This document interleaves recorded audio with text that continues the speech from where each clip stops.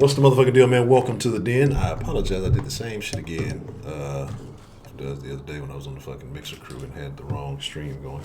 I hope all of you are having a wonderful evening, man. Tonight we're going to talk about personal perspective. I'm getting to that in just a second, but I am your host, Ed Honcho, man, and I am glad to see all of you wonderful, amazing, lovely, some of you not so lovely, people. I hope you're having a great day. I hope that life is treating you well. I hope that everything that you're seeking in life is coming to fruition. Why do I have these things on already? I don't need them. So there's that. If you're not familiar with the Den is the best conversation on the internet. The reason why it is the best conversation on the internet is because of you, great people. And again, it is my honor. It is my privilege. And more than anything, honestly, it is my pleasure. Shout out to Ray Ray, man. Good to see you, Ray Ray, man.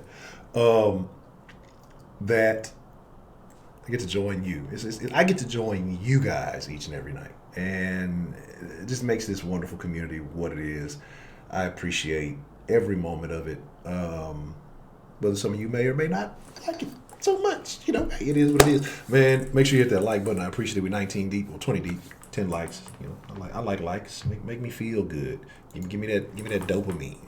But like I said, we're talking about personal perspective, and what that means is your perspective on reality always what's true? Because to get a boy's mind playing tricks on you, then sometimes you can fool yourself into things, and it can.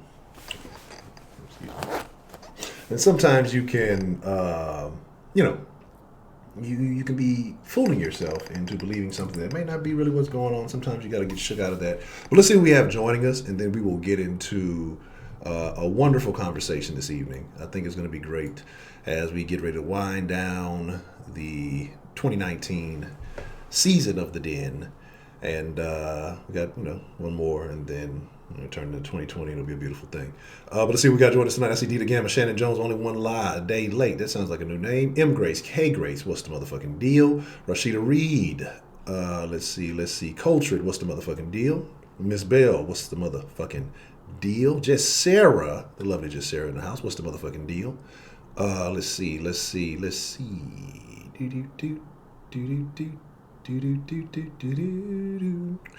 I see Sweetberry, Shonda Tony, female pimp somewhere lurking around here. What's the motherfucking deal?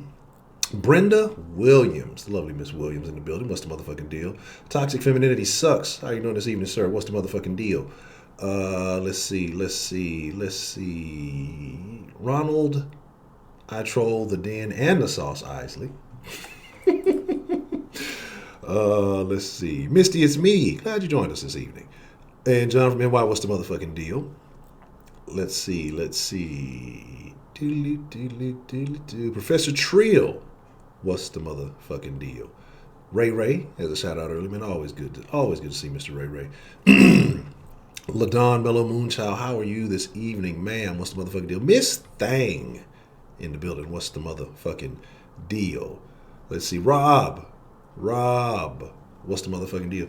Well, is it the last show? Does tomorrow really count? Like, I mean, let me make sure I ain't been so out of there. Does it count as tomorrow? Count as the last show, or is it the first? We're going live tomorrow, so I mean, I'm sure y'all have plans and things to do, but like I say, it is. I'm too old to be out with the shenanigans, so I will definitely be sitting my happy ass in this squeaky ass chair. Chopping it up with anybody else who may not have too much going on and wants to kick it in the den, so we will definitely be here. But shout out to Mr. Rob Myers. Always good to see you. Heidi ho! What's the motherfucking deal?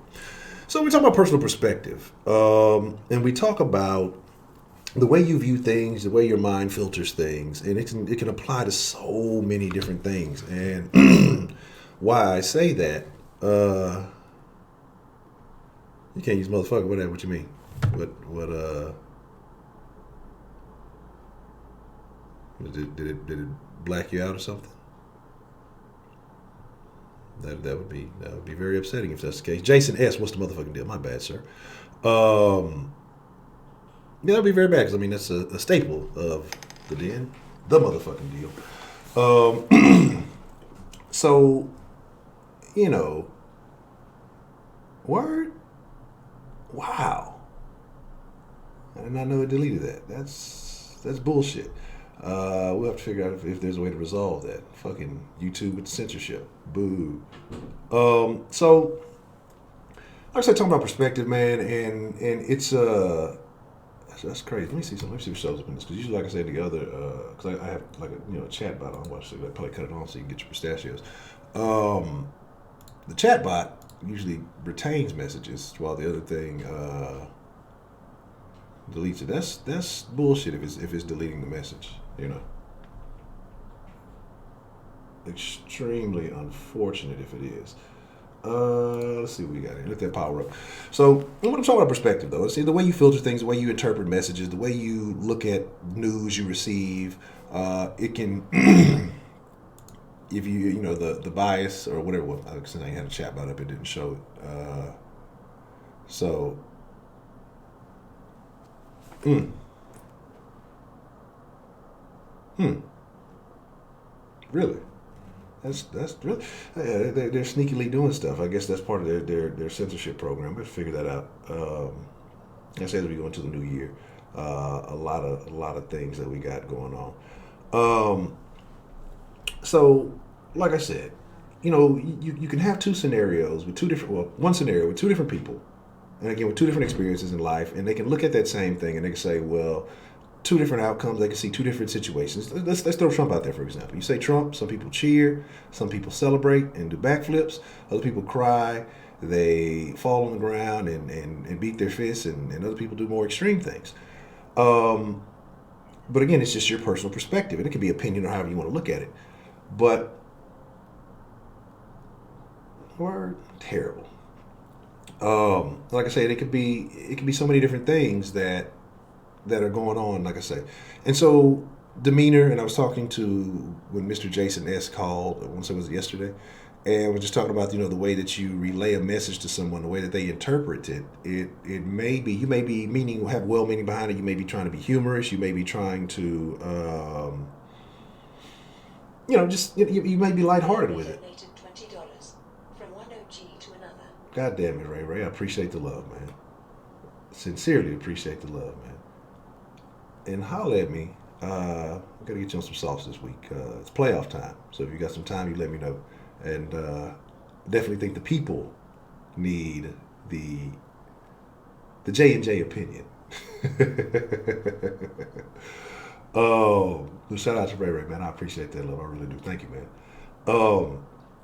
So it's like some things, like I say, I've been dealing with in the background. I've been talking about, and it's, and I mean, just, and I thank some of y'all in here, man, because again, I don't necessarily talk to everything. Some of you have been here a while. Some of you, I chop it up with, off site or off stream or whatever. And sometimes, AB, what's the motherfucking deal? You guys give me good advice and just, helpful thoughts in certain situations. And so, man, some of y'all, I mean, not some of y'all, all of y'all, I appreciate each and every one of you. But like I said, there's some people I've shared, more personal aspects of, my life with, and have been helpful, have bbeen just offering input, advice. I mean, just so many things, man. And, what I'm saying? I do appreciate that. But like I said, I had a situation that I've been dealing with here for a little bit. And just today, man, I'm just really irritated, really frustrated, just a lot going on, right? A lot going on. And like I say, more so this month, we'll probably talk about it later in the month. I'll probably, give you guys a better understanding of some things. But, it's just like, damn, it's just, it just flipped the script on me, right? And so then, like I said, had a conversation, a little back and forth with someone, and it pushed me back in that right direction, and it cleared a lot of stuff up and changed perspective. But again, it's funny how even though the situation hasn't necessarily changed, it's amazing how a couple of words can readjust the way you're looking at something, and it it just it just changes everything. You know what I mean?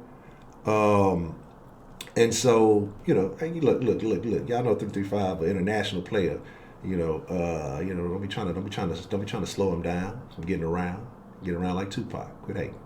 Um, but and so I find it interesting, right? That I find it interesting that just how words can change perspective. Just saying a few things can change the perspective, but then how things are said can also change the perspective on how you view a situation, how you view people, how you respond to something. And so I kind of want to talk about personal perspective. I kind of want to talk about maybe belief systems a little bit, because this is around that time of the year where we're talking about auditing your belief system.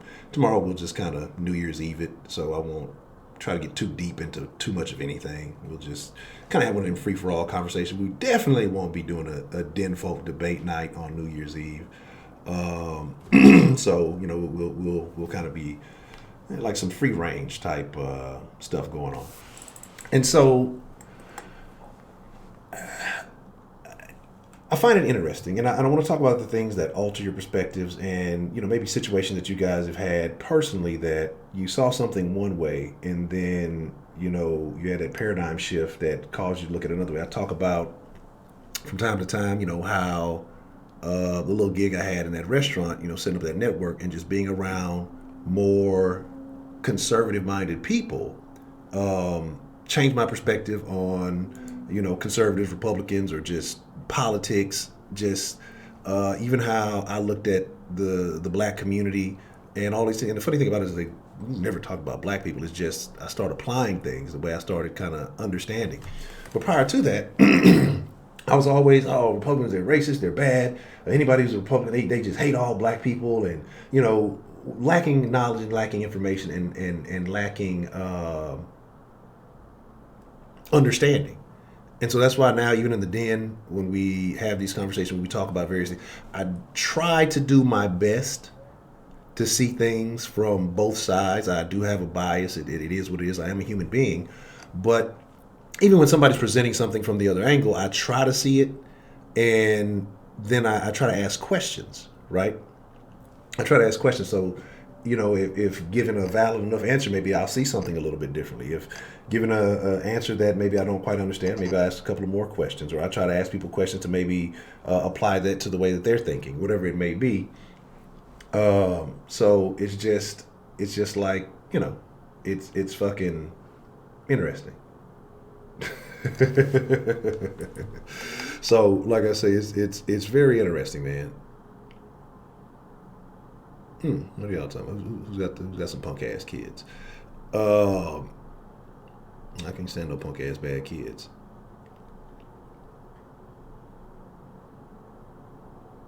Oh man, what happened with Kyle Lowry and Jeff Teague? I must have missed it. Um, yeah, that's the thing, niggas free range. Um, so that's kind of where I am. Giant Mess, what's the motherfucking deal? Um, yeah, and that's also very interesting. I'm glad you said that, John Mess, because people have a way of presenting things, uh, either through omission or manipulation to seem a certain way, right? But then in reality, it doesn't seem that way. No, nobody listens to me, Trill. You know what I'm saying? Y'all know how the fuck this shit works. I just get up here and I talk. Nobody listens. I open up the phone line. Somebody says something crazy. The chat room turns into a free for all Royal Rumble, and then we ride it out for 2 hours. So again, again, I find it all very intriguing. So, like I said, today I want to talk about your own personal perspective on things, and we can talk about a couple of things. I saw someone mention prior to, and I got the early birds. I will definitely give you your pistachios here. Thank you, Just Sarah. That's why I love Just Sarah. I don't even like that nigga Trill like that. Those cinnamon toast crunch, fucking fruity pebble eating ass. But And I'm still thinking about that conversation we had in the Discord on the sauce about the other people and their thoughts on the military. I find it extremely interesting. Um, and all the names that I'm learning for the various branches. Chair Force is the newest thing that I've learned. Um, but so I want to talk about personal perspective. I want to talk about where did you have a shift in your belief system where maybe for a point in your life you believed one thing, and you thought it was concrete. Then eventually, an interaction, a situation, a conversation, whatever it may have been, changed that perspective. You know what I'm saying? And so when that perspective changed, how did you react to it? Was it tough? Because what is the term cognitive dissonance? I think where you just don't want to, even though you know better, you don't want to believe it because or whatever associations you have with something. Um your lowercase g, you don't even have a damn G in your name. Broderick, what's the motherfucking deal, man? So thank you, Miss Shonda. And that's why I say I love Miss Shonda too. Some of y'all are just terrible people. So my thing is, my thing is, my thing is that you use the Malcolm 5X. My thing is just that I think that you have to, and that's why I say I like the deal because when people present things, when people make calls, you challenge other opinions. Especially when we debate or have back, but I think people also have like emotional connections to their thoughts, so they don't want to feel a certain way, so they stay emotionally connected to a certain belief because it makes them feel good or whatever it is. And I've seen that a lot of times with certain conversations we've had, especially when you're talking, racially based things or politically based things or whatever it may be. So that's kind of it. That's kind of where we're at. And like I said, I'm going to get ready to open up the line here shortly. We 35 deep, 12 likes. Hit the like button, please. 17 in the building. What's the motherfucking deal? And if I missed y'all, I didn't dish y'all. Y'all know it's nothing but love on my end here. So let me get the line up, and then we will get into it. We'll talk about all the wonderful things in the world. Yeah, too that church situation. I haven't seen the video, but definitely. Let me clean this up real quick. Get out of there, asshole. Definitely a crazy situation, don't you think? And they were talking about, who was it, Biden, that was upset with the governor for having that bill. But guess what? That bill probably saved a significant amount of lives that evening, right? So there's that.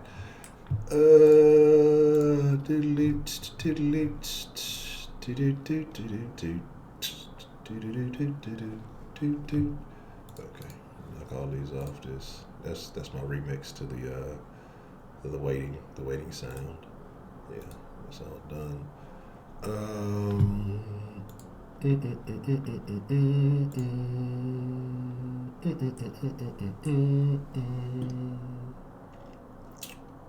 All right. So the deadline is open and ready for almost open and ready for your calls. And like I said, whatever's on your mind. If there's some news event that we may have missed and haven't discussed yet, we can definitely talk about that. Like I said, we're talking about paradigm shifts and personal beliefs. And like I said, when we talk about belief systems and things, like I said, I think it's always good to audit your belief system at the end of the year. And, do you still believe everything that you came into this year believing? Did things change? Did your perspective change? Did you...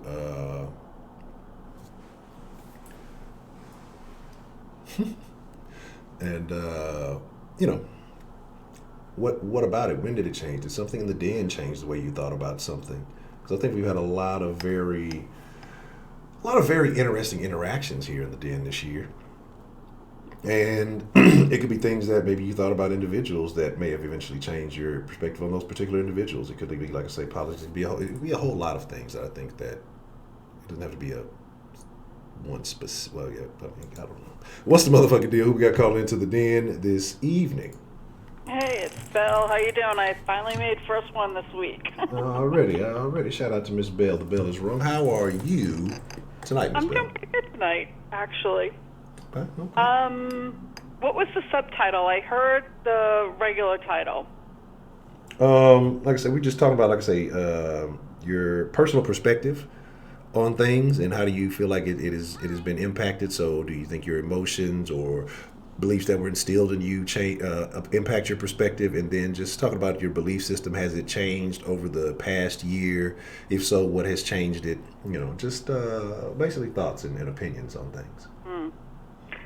A lot of things have changed over the last year, so I would definitely say that being in the den has definitely changed a perspective for me in a good way. It's allowed me to open up and see things that I probably wouldn't have seen. It's also opened up conversation for me and my kids. And not all of it, but just some of it, dealing with the black and white issues, dealing with both of them being mixed and how sometimes they don't feel like they're a part of either or they're part of both. Things like that. Life was good. So I'd have to say that my belief system is probably pretty solid as it's always been. That doesn't pretty much fluctuate. What does fluctuate is being open and receptive and learning new things. And I'd have to say that I'm pretty solid on that. So would you say that there's a new thing this year that you have been opened up to, that you have, maybe tried or, looked into, that maybe in prior years that you wouldn't have even considered?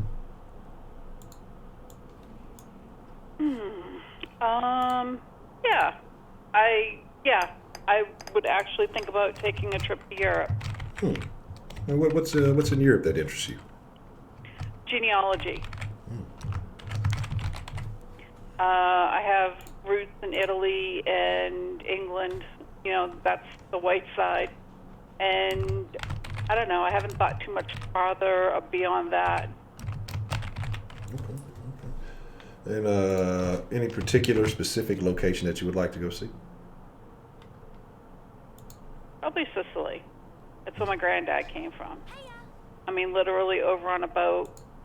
His brother sponsored him in 19-something. I don't remember if it was 1920 or 1925. He came over when he was 16. Okay. And because Sicily was in a really bad civil war at that time. And in 1901, they had a huge earthquake, which left them with great famine. And Italy has actually always been a poor country. So during World War II, a lot of the Italians traded their Italian citizenship and became American Navy personnel. And they could sponsor their families over the United States. That's how my grandfather got here. Okay. So some of us are still direct descendant. I mean, I'm second generation immigrant from my grandfather. And my grandmother, his wife, she was born here, but her parents are both from Italy. Okay. That sounds like an excellent reason to go back, to see some historical locations, have an understanding of, where your roots are and where you came from, and, maybe well, I don't know if you experienced the same things that they went through, but you could see some of the things that were going on when they were there. Yeah, kind of looking at the forefathers and where the origins of the family name came from and why certain things happened and, that kind of stuff. Okay. So what was preventing you from considering that, prior to this year? Probably financial, and probably the fact that I was still married, and I've been kind of tied down to the fact that taking care of my husband. Okay. So now that particular situation has closed itself off, it's time to open new chapters. Okay. All right, I can understand that. I think that, it would be good to, add some of that diversity to your life. Okay. All right. Yeah. Right, And I'm still not ready to date yet, and I'm cool with that. I understand. I definitely understand. Yeah, so, I mean, I have to applaud you for the soul searching that you're doing, because I think it's really important that when you come out of something that might not be so good, is to figure out where you need to go for your next situation, and what skills or what things that you want to bring to the table on the next situation. Correct. You definitely, like I say, or I don't even know if it's so much soul searching. It's maybe sightseeing, and it's the sights that I see are terrible. So I think I just keep to myself for a little bit. I'm not in complete disagreement. The funny thing is I was talking to the kids about this. I says, it's been 25 years since I've dated, and some of the things haven't changed. The only thing is the men have gotten older and their baby mamas have gotten younger. Tough baby. I mean, mamas. on some levels, I mean, men are still having kids at my age, so there are still guys that are 50 having babies, and it's like, yeah, I'm done with that. I am so happy for the younger ones. Y'all have your generation, and I think it's great that y'all having kids, but I'm so happy to be in this stage, it's not even funny. I'm enjoying my life. Okay. Well, I think you should. Like I say, you have, some maybe wanted or unwanted. I don't know how you want to look at it, but you have some newfound freedoms, and I think you should capitalize on that before, tying yourself back down to anything unwanted, or getting caught in something, just to rush into something.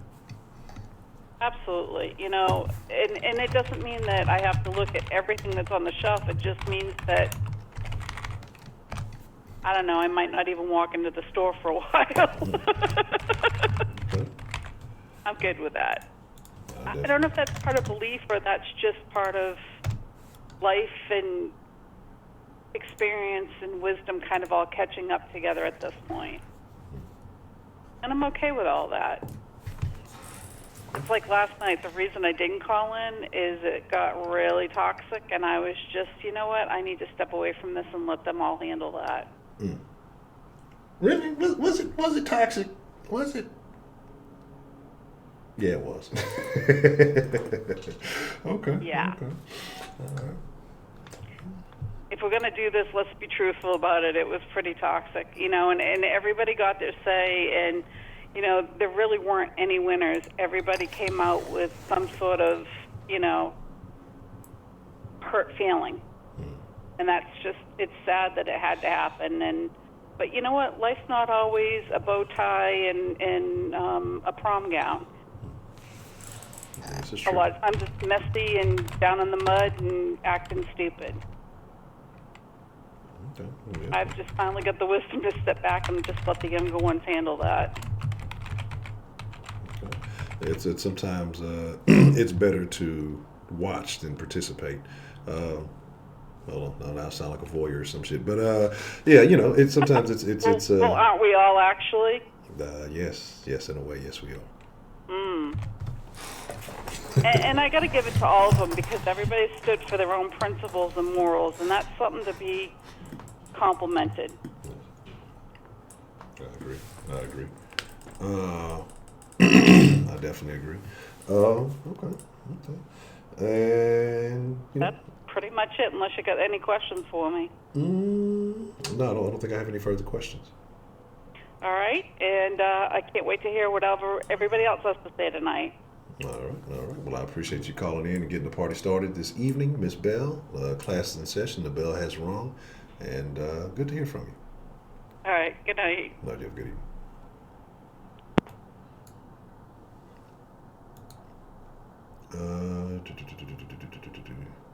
There we go. So, yeah, we the levels of toxicity have risen to all-time highs. Sometimes it's good, sometimes it's terrible. What's the motherfucking deal? Who do we have calling in to the den this evening? Man, it's your boy Roman. Roman Reigns. How are you this evening, Roman? Man, I'm doing good, man. Okay. What's on your mind tonight? Number one thing I'm gonna say is it ain't the day if Miss Bell don't get a call in. Like I can't tell you how many times I been clicked on clicked on the den, right, and she's live, and Miss Bell calling in. No this, I love Miss Bell. It's just we know if Miss Bell ain't calling in, it ain't the den. So yeah, Miss Bell stole your title. Roman used to be numero uno. Like you could not be Roman. Roman had the secret codes to the deadline. He had the personal hey, look, hookup. man, I slowed down, bro. I'm off my game. I'm coming back 2020, man. Okay, Roman 2020. 2020 to come back, but I don't know. I've been off my game lately, but so we're talking about perspective, right? Correct. Yes, sir. Okay. Well, I mean, it's like you said. You kind of said it. It's a personal perspective. Everybody looks at something a different way, and that's what makes the world, I think, a great thing, Honcho. I think just take a common item, like an apple, right? You know, I can look at that apple as, you know, I can make that apple. You know, I'm gonna eat that apple. I look at it as food. I look at that apple as, you know, I'm going to make something with it. Like, you know, food items. These people look at an apple as, you know, something to eat as food. Some people can look at that apple as art. Some people can look at that apple as just pure nature. You get what I mean? You have to think about just the common items in life can be looked at some way different than what you think it is. And certain people, I think, get irritated and don't like to hear other opinions and don't realize that people look and perceive things different ways. That goes for when you listen to music, when you listen to, when you watch a show, when you watch a movie. That doesn't mean that movie or show is bad. That means some people look at that movie a different way than me.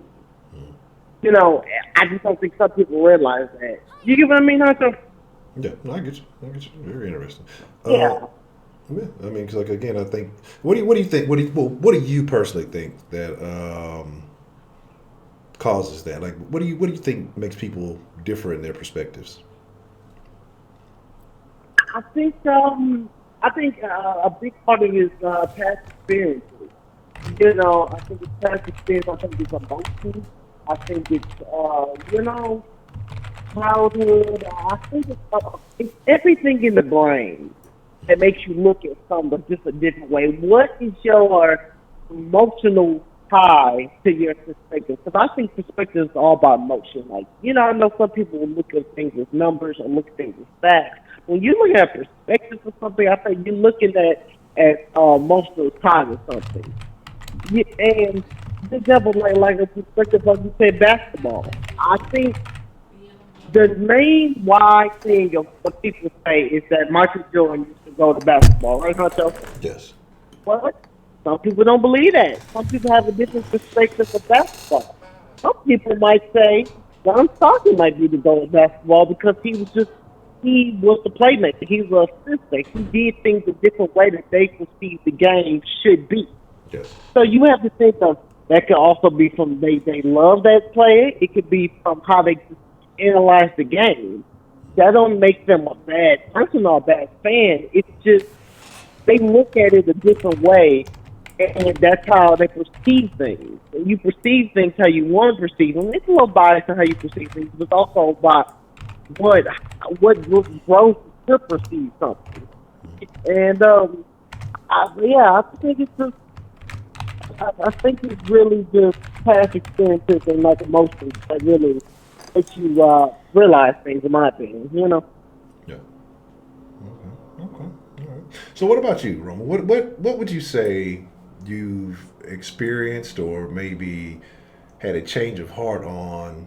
You know, maybe something that, you know, prior to this year that you were kind of steadfast in believing, but, you know, as this year has progressed, maybe there was a turning point on a particular topic or belief that you had that made you change it up. All right, Trill. Appreciate you coming through. You know, I would say I've changed my view. Two things I would say. I would say number one would be just family, you know, and relationships. I think, look, Hunch, I'm a super nice person. Like everybody I know to say, I can make a conversation with anybody. You know, and I, I don't, I see it, but I don't see it.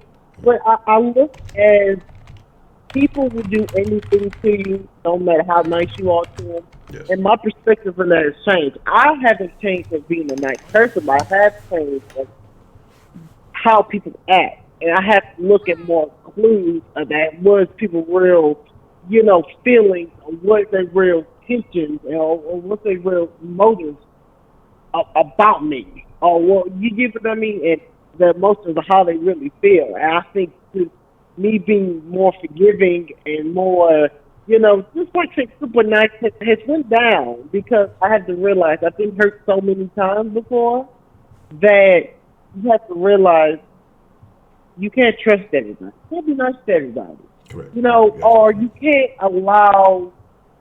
open yourself out so wide that they feel like they can do anything. You have to be close. You have to be closed in at times to understand that boundary of life. You get what I mean? And I've realized that I think I've changed my perspective of how I see people. And my second thing, it would be politics, Honcho. I would say, when I first started, I would say that I was ignorant. I didn't know much. I didn't, and it's from, like I said, past experiences and what I heard when I was younger. All I heard when I was younger was, the Democrats are good and the Republicans are bad. Mm-hmm. And as I did more research in these last couple of years, I've got more into politics. I've realized it's a lot of gray in politics. You can have an opinion on who you think is right or wrong, but it's an even amount of good and bad. And everybody plays a part, and nobody's perfect. And it's like, even like Trump, I still don't really like Trump, but what I have to receive is that a lot of people, his mindset, Trump at the end of the day is a businessman, and he has a business mindset. Yes. How he flips things, or how he turns things from a negative to a positive. You get what I mean? Like an example like that. Like when they were trying to get on his ass about the grab him by the pussy, right? Yes. And when he was on the bus. You know what he did? That I had to realize, looking at this, I said, damn, that nigga was smart as fuck. He said, you know what? Okay, my comments was wrong, but I never did nothing. Let me go get Bill Clinton's accusers in the front seat to show you, hey, I didn't do all this. You get what I mean? His accusers right there. I'm not impeached for touching anybody. I mean, just you got to think the psychological way of thinking and how he knows that. He knows a lot of people go like, well, he's right. All his argument is against impeachment. You got to think about it. Hey, look, but the reason why I asked the foreign leader, it was not because I was crooked, because I was trying to save America. Because this man has had businesses and ties with foreign leaders and his son. And all I'm doing as a president is honoring my oath to protect. When you think about shit like that, I probably didn't say the best word, but when you think about that argument, how he switches upon that head, that's going to turn a lot of people. Because Joe is not innocent, and I'm not getting into politics. What I'm trying to say is that I thought you got to think wider, and I know I have, about different things. I might not like everything. I still things I don't like, but I try to see gray areas. I try to see where something could be good and bad, or right and wrong. You get what I mean? Nothing's always right, nothing's always wrong in life.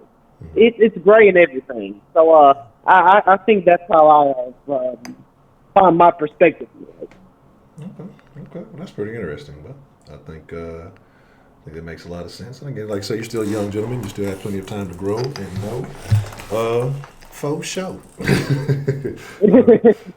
Anything else that's on your mind there, Mr. Roman? No, man. I just hope a lot of calls tonight, man. Let's get the den, bro. We need to get the den to higher levels, man. Den been doing good, but I just want to get the den and talk high, man. So anything I'm gonna do, I'm gonna help you out, man. Everybody have a blessed new year, 2020, new decade, and keep moving. Stay blessed and keep moving, man. That's all I got. Good night to everybody. All right, Roman, I appreciate the call, man. Thanks for calling in. Man, anytime. All right, have a good evening. All right, shout out to young Roman. Very, very interesting. What's the motherfucking deal? Who do we have calling into the den this evening? Hey, Honcho, it's Mello. What's going on? What's the motherfucking deal, Miss Mello? How are you this evening? Oh, I'm good. It done rained and iced and slushed all over it. I'm in the house. I'm chilling. And you ain't going out on the slip and slide? No, not tonight. Back hurt. I'm old. I'm getting up. Okay. Nothing wrong with that. So what's on your mind, Miss LaDon? Like, how has your perspective been impacted, this year? Has anything changed in your manner of thinking? Oh yeah. And one thing my grandma always told me is the more you live, the more you learn. And I mean, that's obvious. But I kind of, like what Roman was kind of saying, it really is about what you've been through. It is about experiences will lead you to believe a certain thing, or what you've been handed down from generation to generation. Like, a lot of us was handed religion. We were told God, Jesus, everything under the sun, when it came to religion, and that's what we grew up believing. But depending on the person, will either begin to think for themselves. I won't say think for themselves. They'll start to put things in perspective, as you say. Think about what makes sense. I think at the end of the day, it's all about what makes sense to you, not what makes sense to the other person or the next person. Everybody has their own truth, and I think truth kind of does tie in a lot with perspective. Because again, like I was talking to a friend of mine, and I said, if somebody had killed my family, let's say a guy killed my family, and you see me outside arguing with the guy, and then all of a sudden I just pull out a gun and you running up on it, so you don't know the situation. You're just coming up on me, shooting someone in the head. But then I say to you, oh, this man just killed my family. You're going to think differently about why I did what I did as compared to you just rolling up on me and you see me shooting somebody. You'll be like, what are you doing? It's like your perspective on why I did it will change when you know the background. Right. It's like once you start thinking about why a person does something, then that's where your perspective comes into play. It goes by what have you experienced to make you believe a certain way. Okay. Yeah, and I think, sometimes missing facts and missing details can impact the way you perceive things. So I definitely agree with that. Yeah, but then too, I also go back to balance. Have that. It's imperative that we embrace balance, because not every day it's a sunny day. Not every day it's going to rain. Everything is going to change. But the one thing I will say is that no matter where you are in life, whether you're rich, poor, fat, skinny, whatever, an alcoholic, a crackhead, when it rains, and if you're outside in the rain without shelter, everybody's getting wet. So that's like life. Everybody's going to go through certain situations. It's about how you handle it. What you decide to do with the information that you have, what you decide to do with the life lessons you've been taught to get through it. And the thing is, we judge everybody based on what we've been through instead of just letting them do them and live their life and let the pieces fall where they're made for that person. So I guess that's my perspective.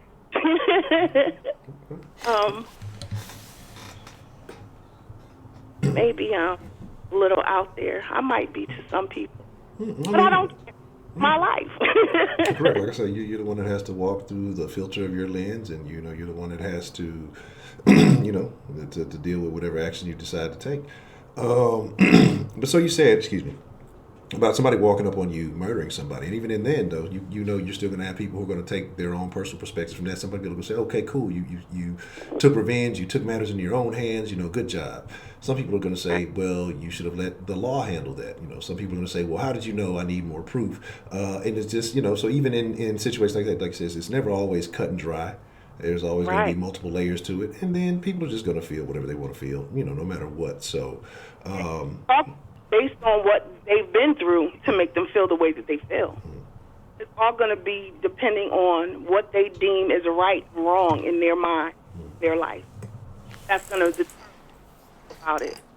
I think the line gets crossed when people start to say how they feel about what you walking through. You know what I'm saying? When they're like, yeah, like they bought your shoes. How to walk through life. I mean, I dig it. Let me see. So I asked you, where did it shift? What would you say has most impacted your views on life that you think that gives you the perspective that you have? I was in a relationship for almost 22 years of my life. And when I was 40, I decided it wasn't for me. We met when we were younger, like, fresh out of high school. Hadn't really learned anything, hadn't experienced other love or other heartbreaks or anything like that. And the more that we became, or the more that our relationship grew, it was as if we just became more friends. It wasn't like we were in love with each other. Yeah. And sometimes you got to know when it's okay to walk away for your own sanity. And then out of that relationship, mending the broken pieces and trying to figure out who I was as a person. Because everything that I did, I always wanted to cater to the person I was with, making sure that they were happy. I kind of lost myself in the sauce of everything. So I needed time after that, get myself together so that the next person who comes into my world doesn't get cut on my broken pieces. I had to mend that. I had to get myself together.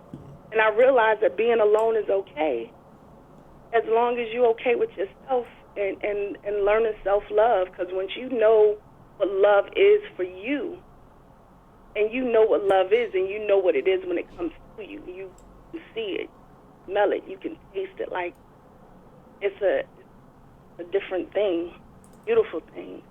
So I would have to say that being alone for the first time in my life, and learning myself all over again, has been a very great, it has changed my perspective on a lot of things. Okay. I can understand that. I definitely can dig that.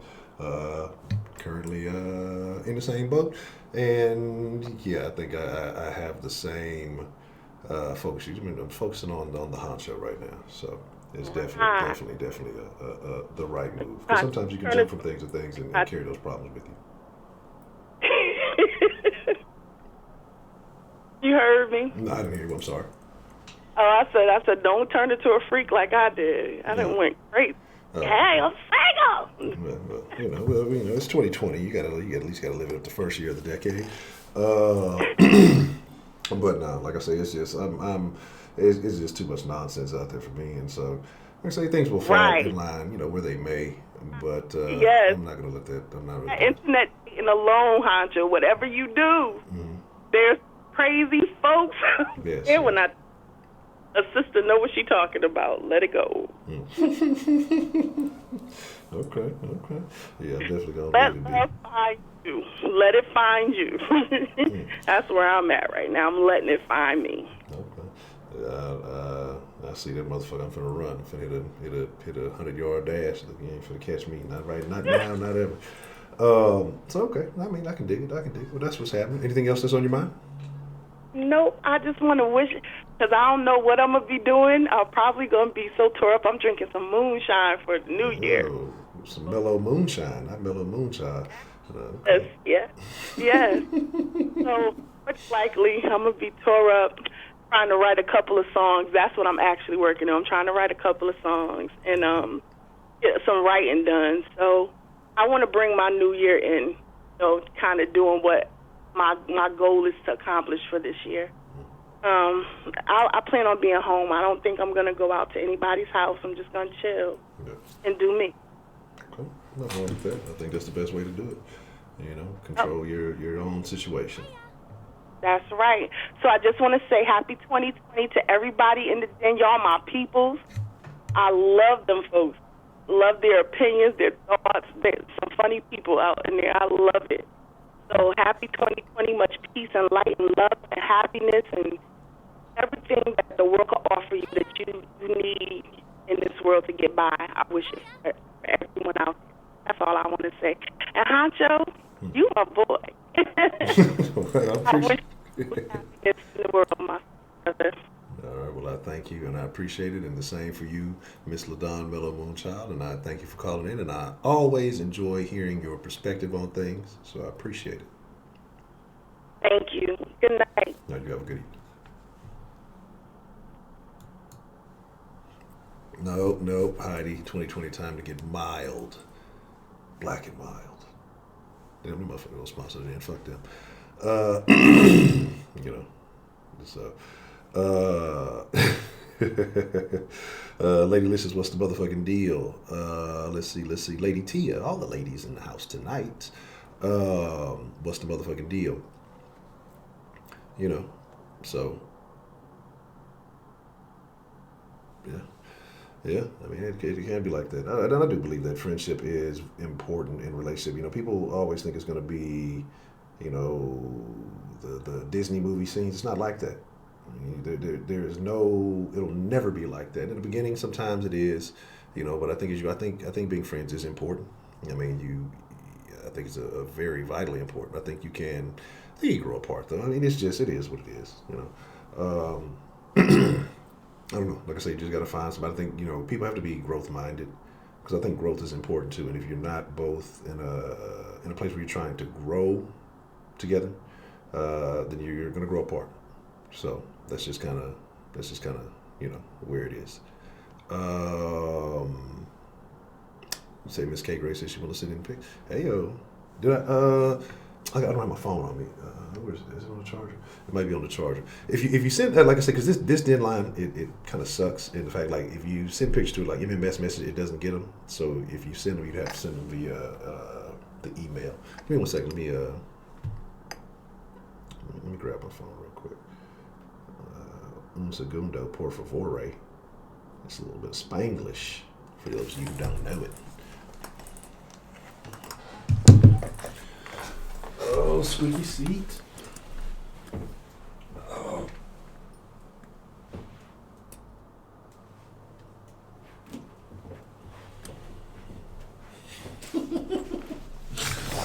Oh, man.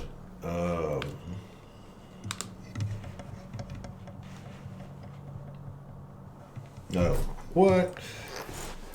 Are they telling tales on you, Miss Grace? But let me see. Doodle-doo.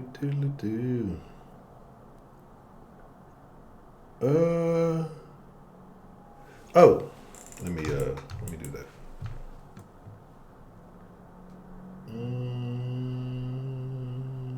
Where is this? This here. And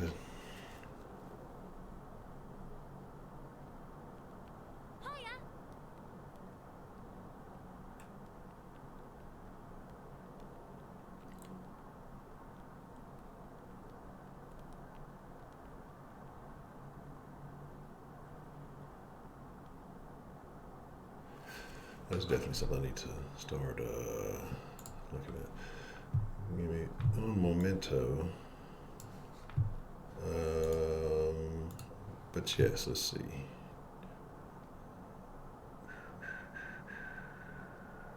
What am I looking for here? Oh. So, let's see. Are we? Oh yes. Where is Shelly? Shelly ain't been in here since she was victim shaming. Look, she didn't get ran up. Shelly done ran off. Trapped in on Snapper. Uh, that's a terrible thing to say. If you're on hold or anything, you may have to hang up and call back. I don't know if anybody is. I'm just saying that because I know from time to time it does that. So you gotta. Let's see.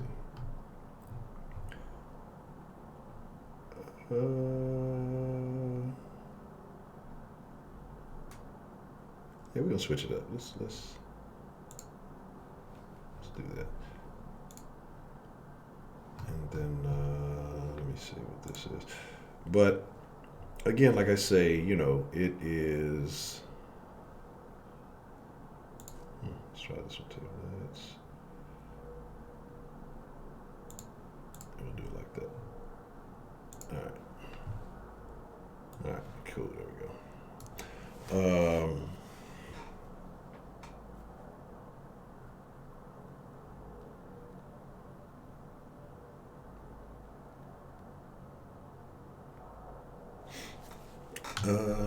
Let's see. I was the original hater before Silky was even a thing. Well, what's the motherfucking deal, man? Who we have calling in to the den this evening? Hey, what's up, Honcho? It's Toxic. Toxic. What's the motherfucking deal, man? What's on your mind this evening, Mr. Toxic? How have your perspectives changed this year? The only thing that changed about my perspectives from the events of the year that we just went through is that I believe everything I already believed 1,000 times more. Those reinforced your This is a fucked up place. I could definitely understand that. So, I mean, is there anything specific that did, or was it multiple events that caused it, or just just your perspective? I mean, you just seeing how things are just unfolding as of recent. Just seeing how people function, seeing how this whole thing has gone down with the Secretary of the United States, the glorified secretary known as the president, and how emotional everybody is on both sides. You know what I mean? Like, people always try to act like one side has more of an understanding or like a grip on reality than the other. But everyone's emotional about it. Everybody's down to ride for their party. Really, I mean, people are like gang affiliated at this point. Yes, Crips and Bloods. Instead of being like, I'm Dustin the plumber, or I'm Anthony the welder. It's I'm James the Republican, or I'm Brenda the Democrat, or the liberal. And nobody has their own identity anymore. We've lost culture in this country. I agree. And we got to do something about these women, bro. No. I'm serious. Do you think that you can do that? I mean, that something can be done? Or I feel like it's almost too far gone. Like, I mean, do you... Honestly, it's going to take like a drastic, traumatic event for any order to be restored. And like the last caller, LaDawn, right? Yes. I don't have nothing against her. Obviously, I don't know her. And everything that she said is just a result of the programming from this society. But, bro, like, a relationship, love is nothing but loyalty and sacrifice. That's all love is. Love is not looking at each other, blinking 1,000 times. Who's going to blink first? I love you so much. Like Kevin Hart says, sip, sip, sip. I take a sip, you take a sip, I take a sip. That's not love. Love is being able to be with somebody and putting them before you and their needs before you. Yes. And like, as the man, love is providing security, protection, and making sure that your wife knows that you're willing to die for her if necessary. Right. That's all love is. It's not taking you out to fucking dinners every weekend, you got to be friends. No. But see, this society has trained these bras to believe that they're princesses and queens, and they're not. You're not. You don't rule anything. Right. If women ruled things, it'd be even worse than it is. I mean, you see, the more power we give them, the more fucked up it gets. Mm-hmm. And the further we move away from God, that's another thing. People act like you're intelligent or something when you don't believe in the God of the Bible. Mm-hmm. Oh, I broke the chains of religion. Well, I mean, a lot of these churches are just money-making schemes. That's something I'll agree with. But if somebody had the intellectual power to sit down and read and understand the precepts along with the concepts of scriptures, they would understand 100% the environment that they're in right now. But most people can't read Dr. Seuss now. Okay. So, of course, they can't sit down and read the Bible. I agree. You know, and yeah, it's definitely, and that's why I say, you know, from some things, regardless of how people view different religions and everything like that, I notice a lot of stuff that I do recall, like I said, growing up Jehovah's Witnesses, just from certain things that would be spoken on in the Bible, and I do see certain things now, and it's really interesting, and I agree 100% with you on the relationship principle, like, you know. And I blame not only television but social media, because these women, when they try to outdo each other, so they'll post all the little good stuff that's going on, and then these women go through these different pages, and they're looking at 50 different women's adventures and situations, and so they're thinking, oh, I'm missing out because all these women are doing this, not realizing that you have it pretty good because, you know, like you said, it may not be going out to eat all the time, but you got somebody who cares about you, puts you first, you know, is concerned with you, and is willing to protect and die for you. While these women may have somebody who is wealthy and putting them on all these trips and giving them all these bags, but none of those things mean anything. While they giving you this stuff and sending you on a shopping trip or sending you on a trip, they are fucking with some other bitch or whatever it is, and you know, and yeah, exactly. and, you know, but to them, hey, you know, I'm like you said, I'm queen, and I got people paying attention. Like attention, I think, is what has ruined a lot of the women in this society, because it's Grace just donated like $100 in loving memory of Misty's mom, Oh, and to goodness. all the mums who are missed and loved. I love me some Honcho, and I love my din folks. Be kind to each other in 2020. Heart. Miss Grace, I sincerely appreciate the love. Good grief. Thank you so much, Miss Grace. Man, but I lost track of thought. We'll come back to, but yeah, and like I say, but you look at the things that women do now. Like every woman wants to stand out, and again, people, it's a thing. People want to look good, people want to feel good, but now it's when it becomes to is when it's no longer you wanting to look. It's like you're trying to compete with somebody else for the attention, and it's like you can have a man at home, you could have a chick at home, and you're still trying to do all of this stuff to impress and attract others and do all this stuff. And I find all of that very unnecessary. And I think, you know, again, access to so many people via the social media, like it's not a good thing.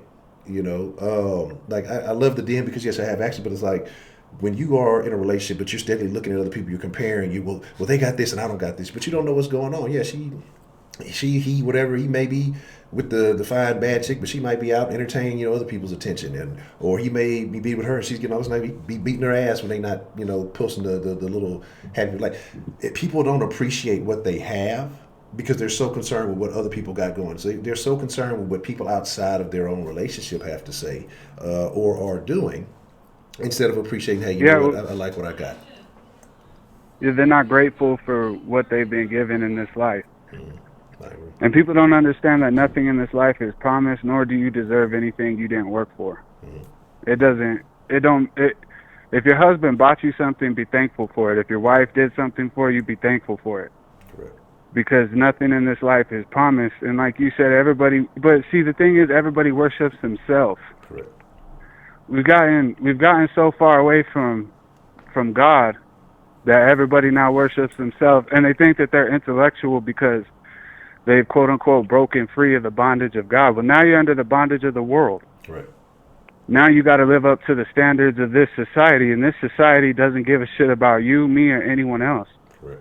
This is all for money. Mm-hmm. That's the God of this world. But people are so concerned with being able to impress everybody, and that's because we've moved away from the concepts and precepts of the Bible. And at the end of the day, this happens like 45 times in the Bible. The people get further away from God. They start wilding out, worshiping other gods, which these people do. They don't know it, but they do. They have the same energy. Right now, we're under the energy of the Mother Goddess. That's why there's such a push for feminism.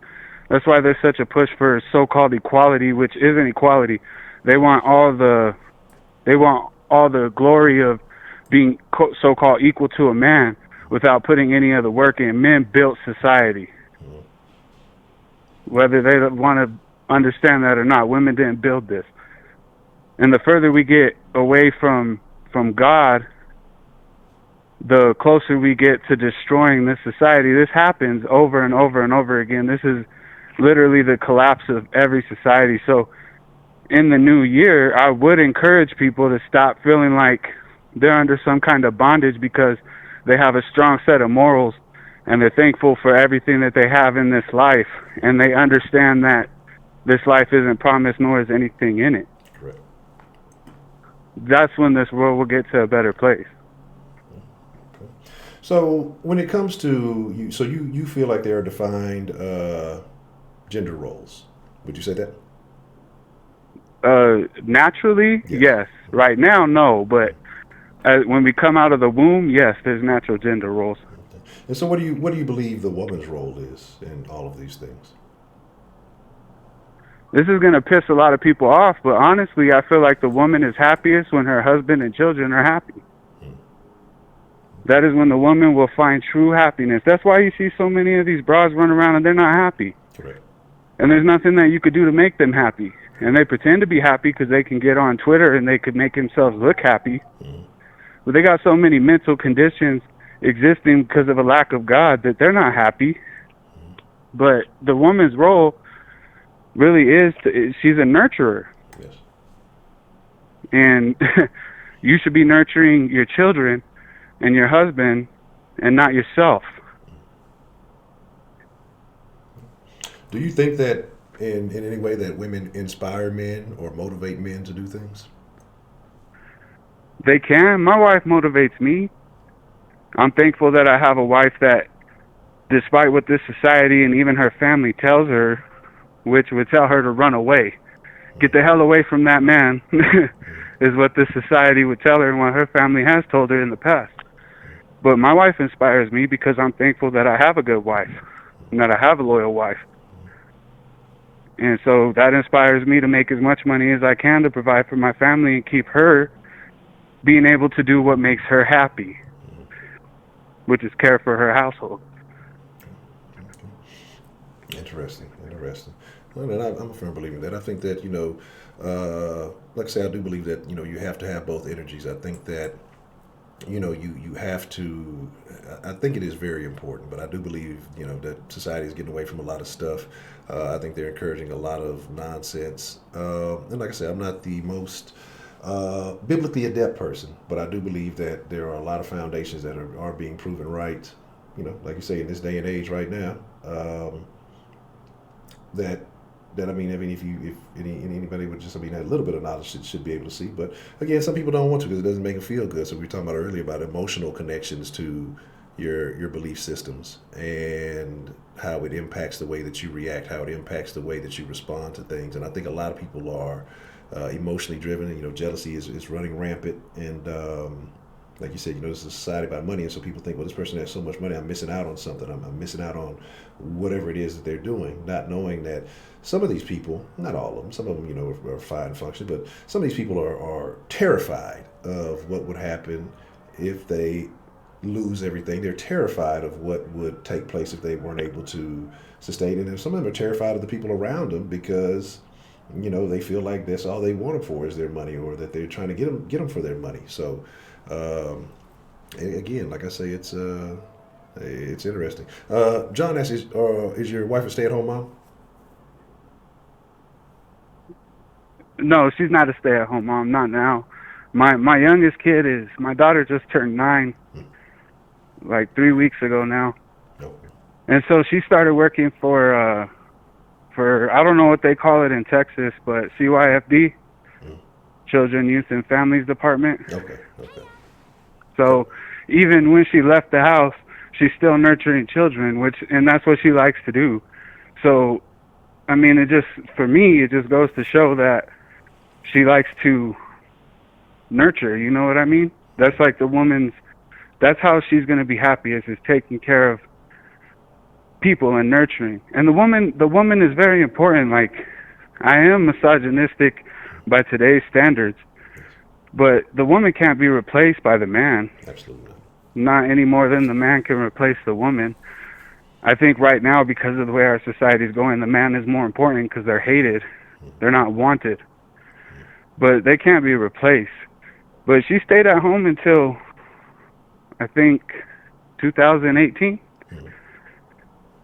But she didn't want to stay at home no more, and that was a discussion that we had that I wasn't happy about. But you got to leave things alone. And she's not working 40 hours a week, so that helps. Okay. And I think that's important. I think that too.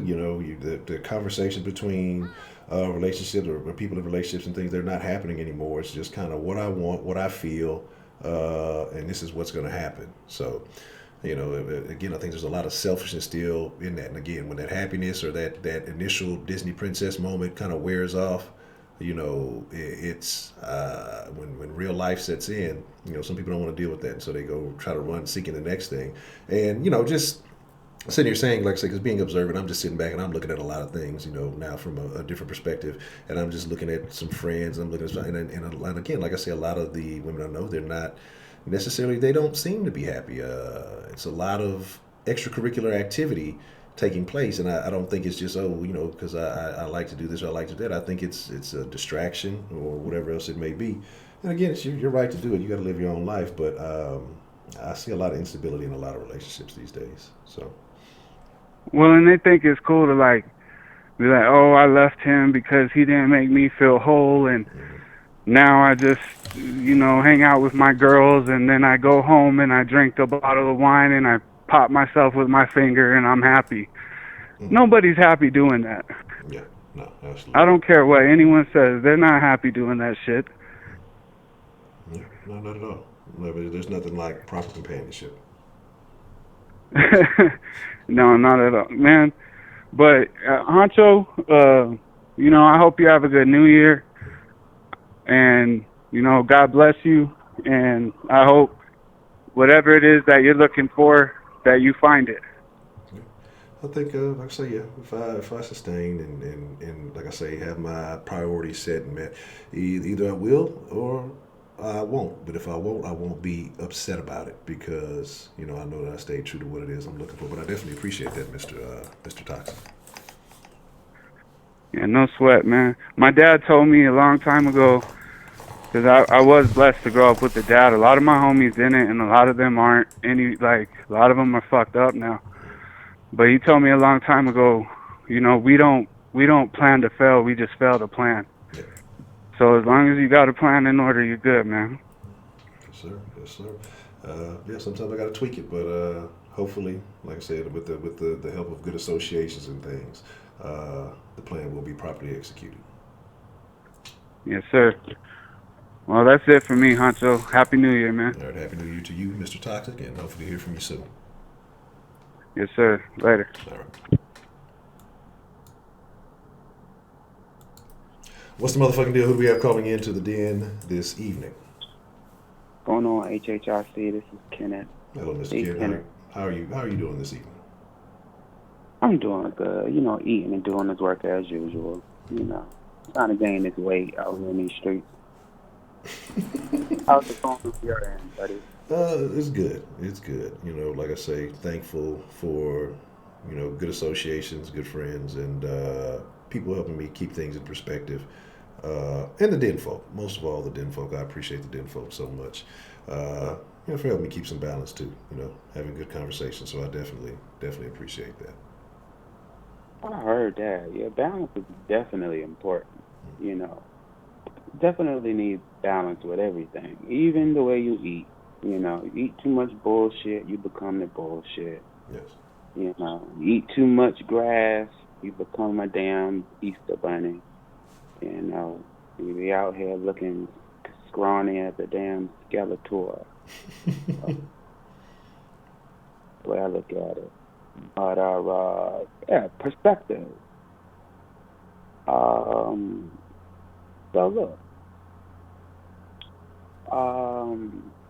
I used to be really angry with my parents, the people who raised me, which are my grandparents, for forcing me to go to work after graduating 8th grade.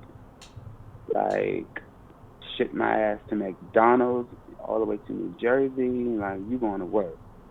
I'm like, I just graduated 8th grade. I'm 14 years old. Like, I want to go and enjoy my summer. No. You're taking your fat ass to work. Take your fat ass to work.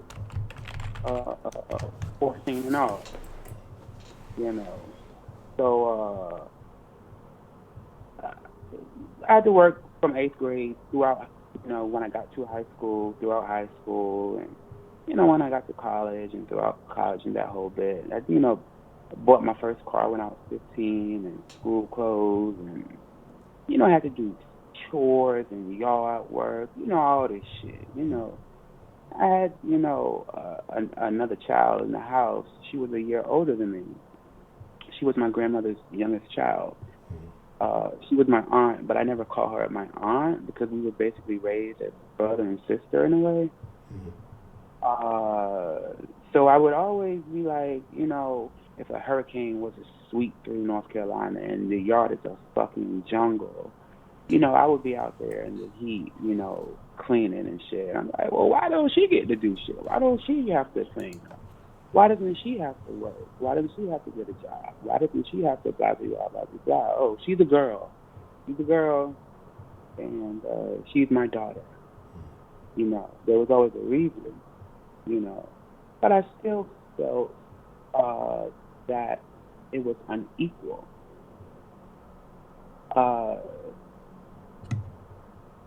Heading up until as an adult now, I didn't quite realize this until a couple of years ago, but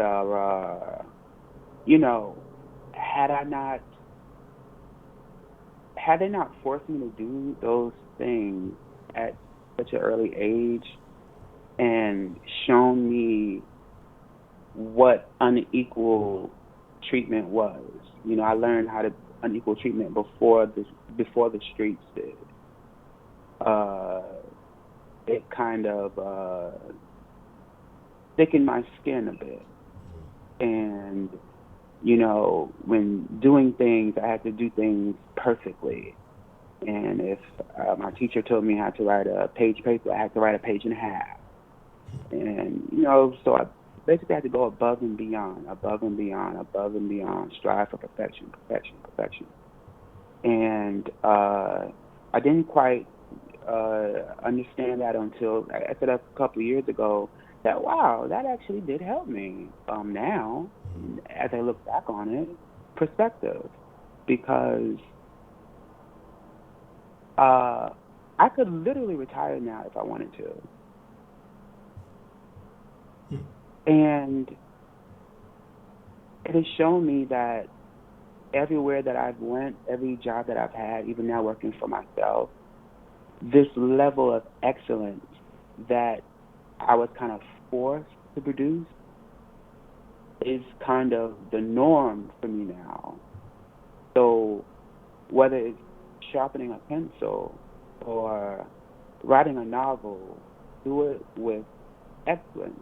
Do it as if that is your last piece of work that you're going to produce. Because oftentimes you're only as good as your last song as a singer. You're only as good as your last book as a writer. You're only as good as your last. Sadly, in society's eyes. So, that all contributed to me being, resourceful. How to take small scraps of material and bringing it all together and making one garment.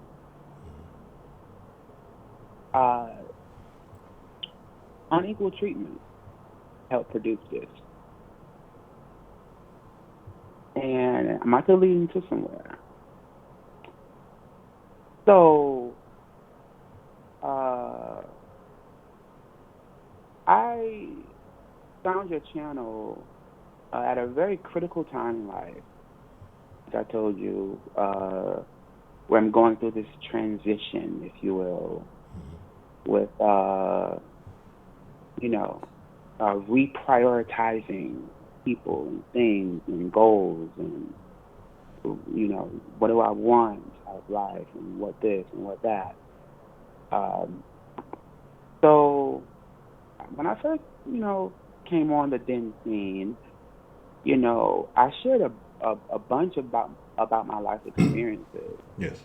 Many hardships from, drug addicted mother to father being murdered to molestation, being exposed to sex at an early age, family dysfunction, depression, overweight. I mean, on and on and on. And also, talking about ways in which I've overcome those hardships. Being on this current year sabbatical, abstaining from sex, smoking weed, all friends, all family, boo things, and on and on and on and on and on. I shared a lot. And during that time period in which that I shared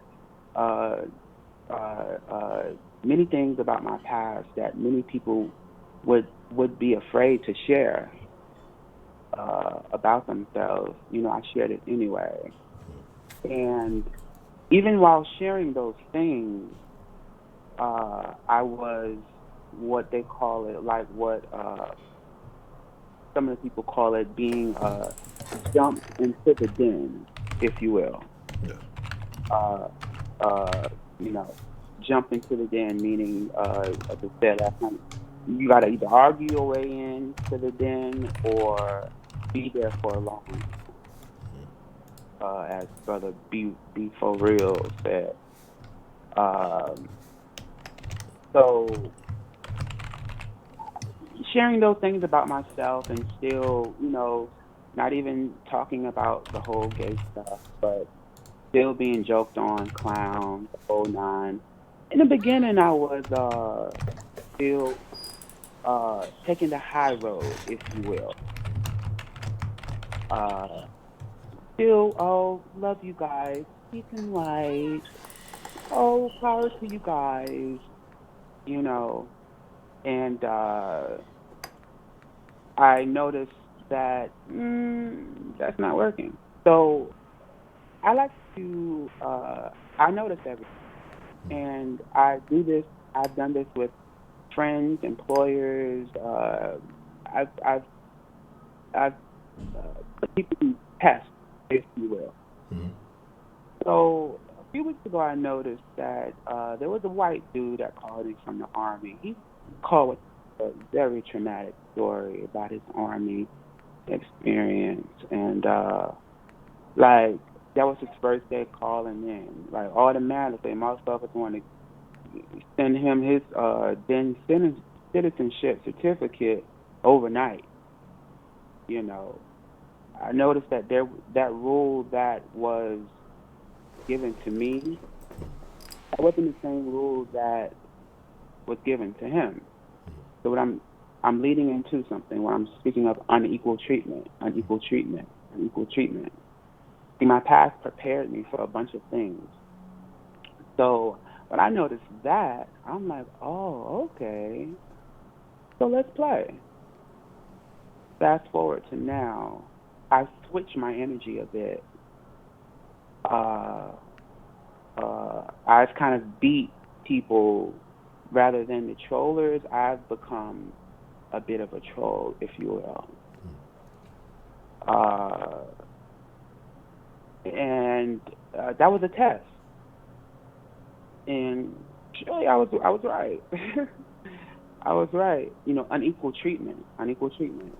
I've learned that just for the past, I'd say 2 weeks, week and a half, with my calls, you have people losing their breath from some of the things that I've said.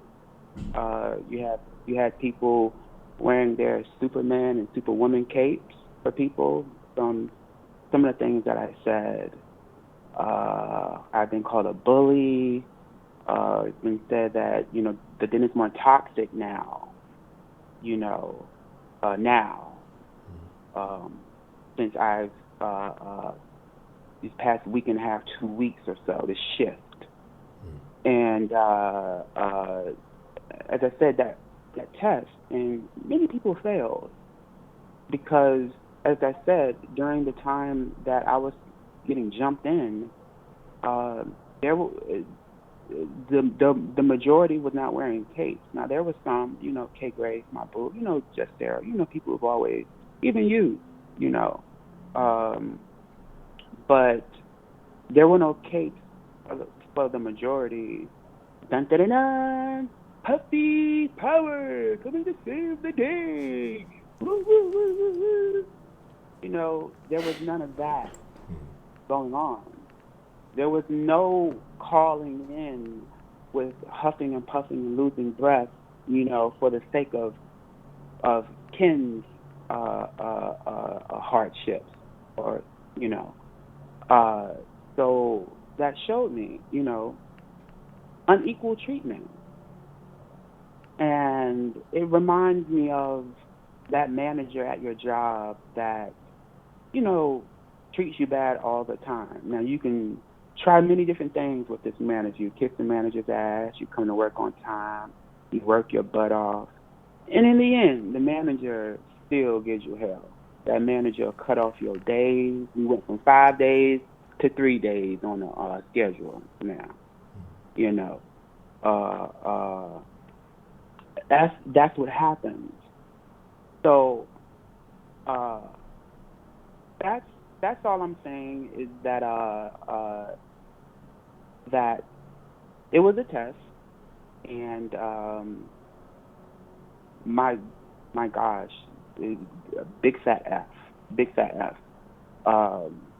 What I've noticed is that many people, especially people in here, don't like it, and this is just people in general.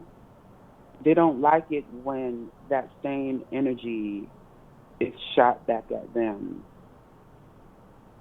with a bazooka instead of a rifle, if you will. So, say that to say, unequal treatment has helped me in a sense. It has brought more awareness. It has, helped me such a great deal and prepared me for the future. That's my conclusion from it. Yeah, that's basically it. I just wanted to share that. Yeah. Okay. So you said experiences in life have. I remember you saying something about it that evening about the gentleman that had joined in. And was extended. I don't think we've seen him too much since then. I think maybe Kyle came back once or twice, but I don't know if we have had seen him again since then. So, but I definitely I get it. I get where you're coming from, and I understand. Yeah, I mean, it's just normal, human behavior from, what I've seen from people, basically, especially with my life. It's just typical human behavior, if you will, and especially typical amongst our people, extremely typical. But yeah, that's all. Thanks for having me again. I just wanted to share that. I'm sticking with the topic from perspective, and yeah, that's pretty much it for me.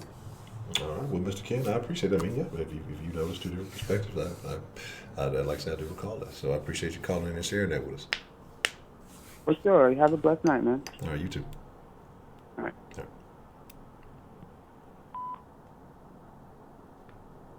Oh, man, I forgot to ask Ken about his photo shoot, man.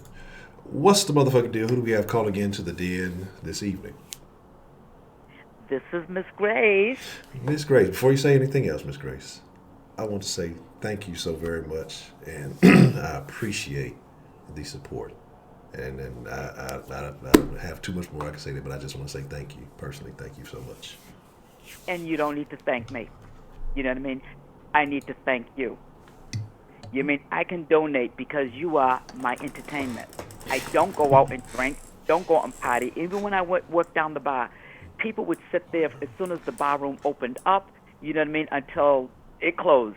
And I would look at how much money they spent, you know, and some people do that sort of thing all the time. Drinks are expensive, so I'd rather just sit home. So you are my entertainment. Everybody in the den is my entertainment. My daughter is so happy that I have found something that I love. And she told her brother in California, and he called me. That nigga called me the other day and questioned me. So now what about this? And wait a minute, I got all quiet for a minute there, like, wait a minute, he's asking me because he's going to try to get in on the den. Oh, no. But my daughter, like I said, she listens to the den, and I'm going to tell some people what she has said because I listen to my kid. I trust nobody before her. You know, she's everything. Lady Licious, the other day my daughter was listening to you, and she was downstairs, and I just put her on pause, and she yelled up the stairs, Mom, Lady Licious, she's so adorable. And I said, did you say that because she started crying? And my daughter said, no, she didn't start crying. She thought Lady Licious. I said, wait till you hear her cry. You're really going to feel like she's adorable. She texted me when I was out shopping the other day to tell me about Rashida's singing.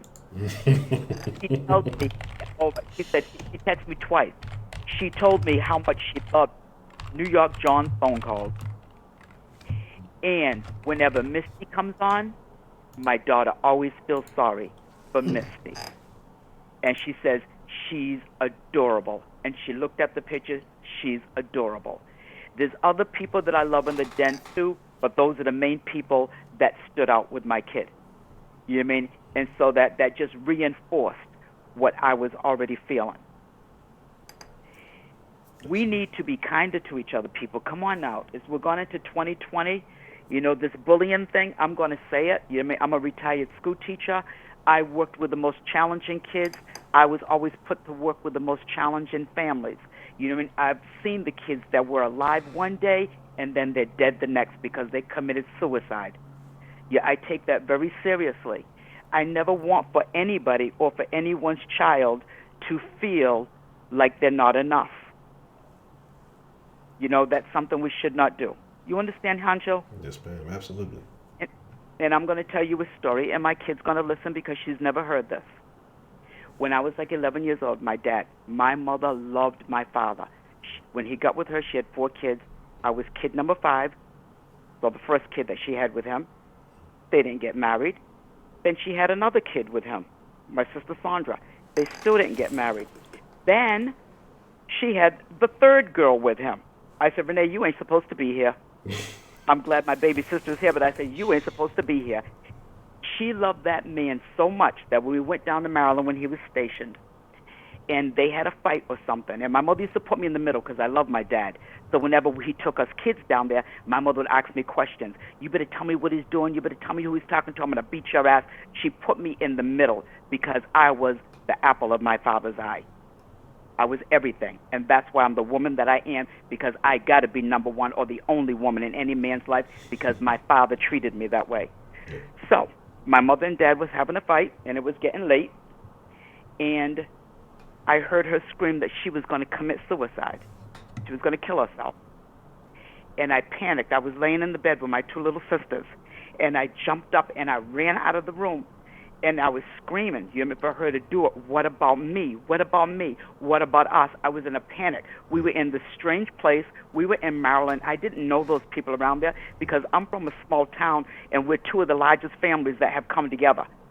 There's a lot of us here. I was in a strange place, 11 years old, with a girl 2 years under me and then one 2 years under her. I saw my mother dressed in black. She had a complete breakdown. She dressed in black, and she went into the bathroom, and I banged on that door, and I screamed and cried. You mean, like, what about me? I was in a panic. what am I going to do without a mother? And I slid down at the door, and I just sat there sobbing because she locked herself in there. So I never told anyone this story. My kid's going to listen. I know she's going to listen, and she's going to say something because she found out that I got my boyfriend a job at the library because my big mouth told her to at the den.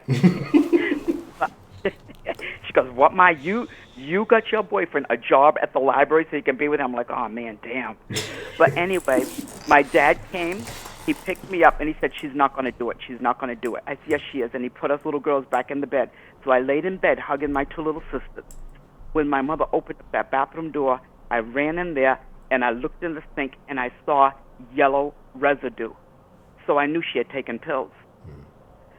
And I started screaming again. You mean, Daddy, she did it. She did it. She's going to, Daddy, she did it. And my dad he was so nervous. He was in a panic. He took me, he put me back in the room. He laid down with us and said she's going to be all right. She didn't do anything. I didn't fall asleep. I must have passed out. Because next thing I knew, I woke up. And the police were in the house. The fire trucks were there. The firefighters were in there. The neighbors were all outside. They were flashing lights. I didn't know what was going on. And when I tried to ask, where's my mother? I had no voice. My voice had gone away. I had cried myself to sleep till my voice went away. And the paramedics took my mother away. And I remember thinking that I have to take care of my little sisters. And that's why I make sure I take care of everybody. And my father took us to the hospital, St. Mary's Hospital. And I remember going in there and seeing all the tubes in my mother. And I couldn't stand it. So the nurses and the counselors brought me outside with my little sisters and put us on the swing. And I knew at that moment that I had to take care of my baby sisters. And even when I was with that bastard, Larry Echoes, the biggest drug dealer in this city, I made sure that my family, my sisters, my neighbors, my friends, everybody got free clothes. Everybody got everything because I'm a giver. I don't want any kid or anybody to feel like they're not enough because I felt like I wasn't enough to keep my mother alive to be with me because she loved that man so much, and I said, I will never love a man like that. Maybe that's why I'm not with anybody today, who knows. But I just wanted to, I never told anybody that story, Honcho. Well, Ms. Grace, sincerely, I don't know if it's comfort, I don't know if it's, maybe something you want to get off your chest, but I appreciate that, you find solace enough in the den to share that with us, and that shows that the den, what kind of community the den can be, and that, and like I said, we appreciate you for being here, Yeah, and you all are everything. You all, I love you all, really. You all are everything. My kid loves it. She says, Mommy, all I hear is Honcho's voice all day long. She comes in here, she hears Honcho's voice. I'm going to go tutor my student. I'm in the car, I'm plugging in my little aux cord. I had to get another phone, I had to get a little piece to it to stick in there, and I'm listening to the den. I'm sitting out in front of the house trying to get the last bit of the den, listening to the den. I go in the house, I got the kid on automatic pilot, I put the volume down. I'm trying to peek and listen to, watch the den, and sitting in the parking lot before I went grocery shopping, listening to the den, and just watching. People, be kind to everyone because you never know who's watching you. And you never know, or you really got to know that God's watching you. And I don't want to ever do anything so badly that I would disappoint God or I would disappoint my parents or my family. Mister, your mother's gone, I'll be your mother. Your mother was proud of you for standing up for yourself yesterday. But that's all I want to say. All right, well, okay, hon, I'll pick it up this phone. All right, Miss Grace, I appreciate you sharing that with us. Yeah, and thank you so much for everything. All right, thank you. I love you. Bye. You have a good evening. Thank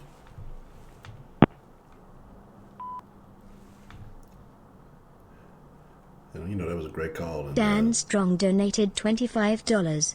Suicide is not a joke. I know all too well, Ms. Grace. Thank you for sharing.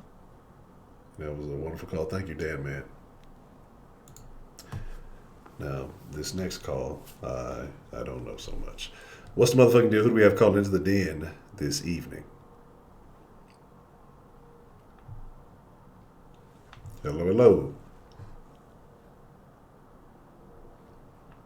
Testing 1, 2, 3, 4. Hello? Damn it. That was just about to hang up. Who do we have on the den this evening? It's Shannon. Unfortunately. So how are you this evening, Miss Shannon? I'm doing fine. How are you? No complaints, Miss Shannon. What's on your mind this evening? Well, listening to Dan Strong's story yesterday, it's giving me a new perspective about how we, as black people, ignore mental illness. And what stood out to you about that?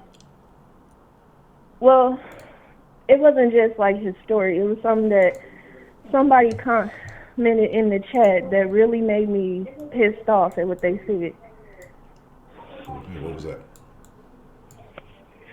They said that when Dan was talking about how he tried to commit suicide, that was basically some white people shit. Mm-hmm. And that they rather stay in the hood than take their own life. Okay. And so, how did that make you feel? Well, you said you didn't like it, of course, but what was your initial reaction to reading something like that? It just upset me. It upset me greatly because I've heard that so many times from other black people when other people talk about how they try to commit their life, how they tried to commit suicide or had thoughts of suicide, and they said, always saying that how that's white people shit. Black people don't kill themselves, or black people don't do this. So we ignore mental illness quite often in the black community. So that's something that I would definitely probably agree with. Like I said, I think mental illness is definitely an epidemic. But yeah, and I mean, in black community, we make fun of it. I mean, we talk about especially in the hood, when these people, especially who have either been strung out on drugs or gone through some traumatic things. I remember talking to somebody, about some family members and some issues that they were going through, and I think they were telling me about it was like one of their sisters or something. They had a traumatic situation with someone that they were with, and it just kind of broke them, and they've kind of had episodes ever since. But it said it took them a while to really realize. Like, they thought it was a bunch of faking and stuff at first until they really realized what was going on. They had to get them, on medication and things of that nature. I think we do take things lightly, but I guess because I've told y'all before how my mom, when I was growing up, was taking care of his brother who was strung out on coke and basically anything. And it took his mama dying for him to get his act right. Because I don't know exactly what happened or when he started doing drugs, but it's sometimes after he got out of the military, and he just got into a very bad place mentally. Yeah, I understand it, man. Like I say, things happen. And it took his mama dying, and then after his daughter died, to get his life straight. So do you, so you talked about it, he went to a very bad place. Do you think it was something that, with those events, that reversed it? Was it, drug usage? I mean, what do you think took him to that place early on? I honestly don't even know. I don't even know because I never really tried to talk to him about it or anything. I know he talks about it quite a bit because he now works helping people who are in the same spot as him. So that's what's up. And I think it does help when you have had experience or a situation or something like that.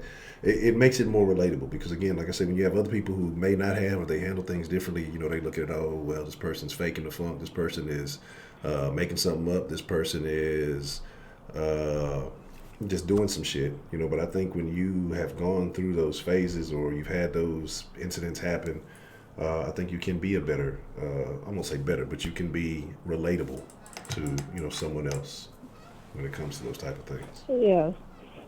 Yeah, like, I've never really talked about what got him on that path or anything, but I know like, my mom's brothers all fought during Vietnam and other wars and stuff, and my mom's eldest brother, oh, God, he used to have PTSD and other mental problems so freaking bad that if you snuck up on him, he would have a knife to your throat because he would think that he was back in the war. Yeah, that's what it just kind of it goes back to where we talking about the mind and how powerful of a thing it is, you know, and it's powerful but fragile at the same time, and because again, it doesn't take very much to kind of knock your attractive thinking off course, and then from there it could be downhill. It could definitely be it could be a very tough situation. Yeah, so that really upset me when that person commented that shit. Some old punk ass nigga commented that dumb ass shit.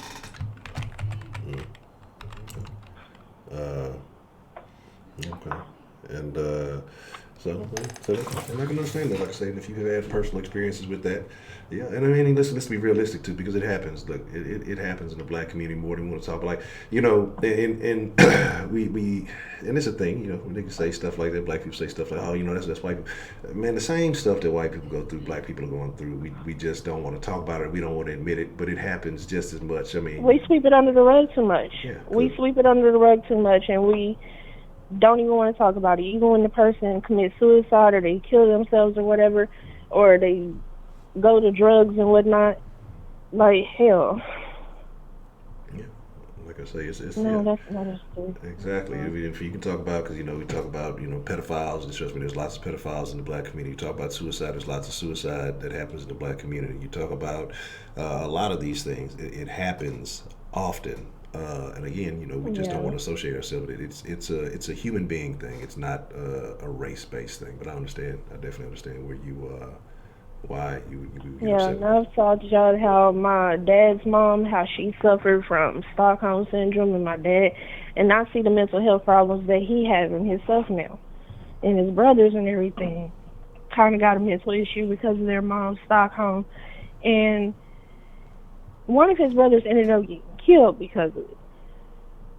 That's a whole nother story for another time, but it really pisses me off to hear other black people just ignore the mental issues in our own communities and just say dumbass shit like, oh, that's some white people shit, black people don't do that shit, and whatnot. So listening to so many people talk about their experiences with thoughts of suicide or trying to commit suicide and knowing people personally who've actually done it and some who are not alive right now, that pisses me off. Yeah, I agree. I mean, it's again, if it doesn't hit close to home, sometimes it's hard for people to relate to it. And some people are going to be oblivious to it. I mean, you can't expect everybody to understand everything that doesn't justify it or not. But like I say, it's especially in the den. Some people are gonna take certain things lightly in various forms, but it is a serious problem. Yeah, but this was some new person in the den, and it kind of pissed me off what they were saying. So. Yeah. Okay. Well, I think it's the first time I've seen Shannon upset. This may be a first call. Usually, you having something goofy to talk about or that fucking weird ass cat you got. So this is the first. So Shannon is definitely not. Maybe she's not a bot. Maybe she does have compassion and empathy. So. Yeah. Well, that's my call. That's all I had to say. All right. Well, thank you, Miss Shannon. I appreciate you sharing that with us. All right. Well, I'll talk to you later. Bye. All right. Adios. Yeah, man. Like I say, it's no joke, man. Life has a way of handling you, testing you. And sometimes, man, depending on the situation, everybody's situations aren't going to be the same. It can push you to a point. It can push you to a real. It can push you. What's the motherfucking deal? Do we have calling into the den this evening? What's up, Honcho? This your boy Mike B. Mike B, what's the motherfucking deal, man? What's on your mind this evening, Mike B?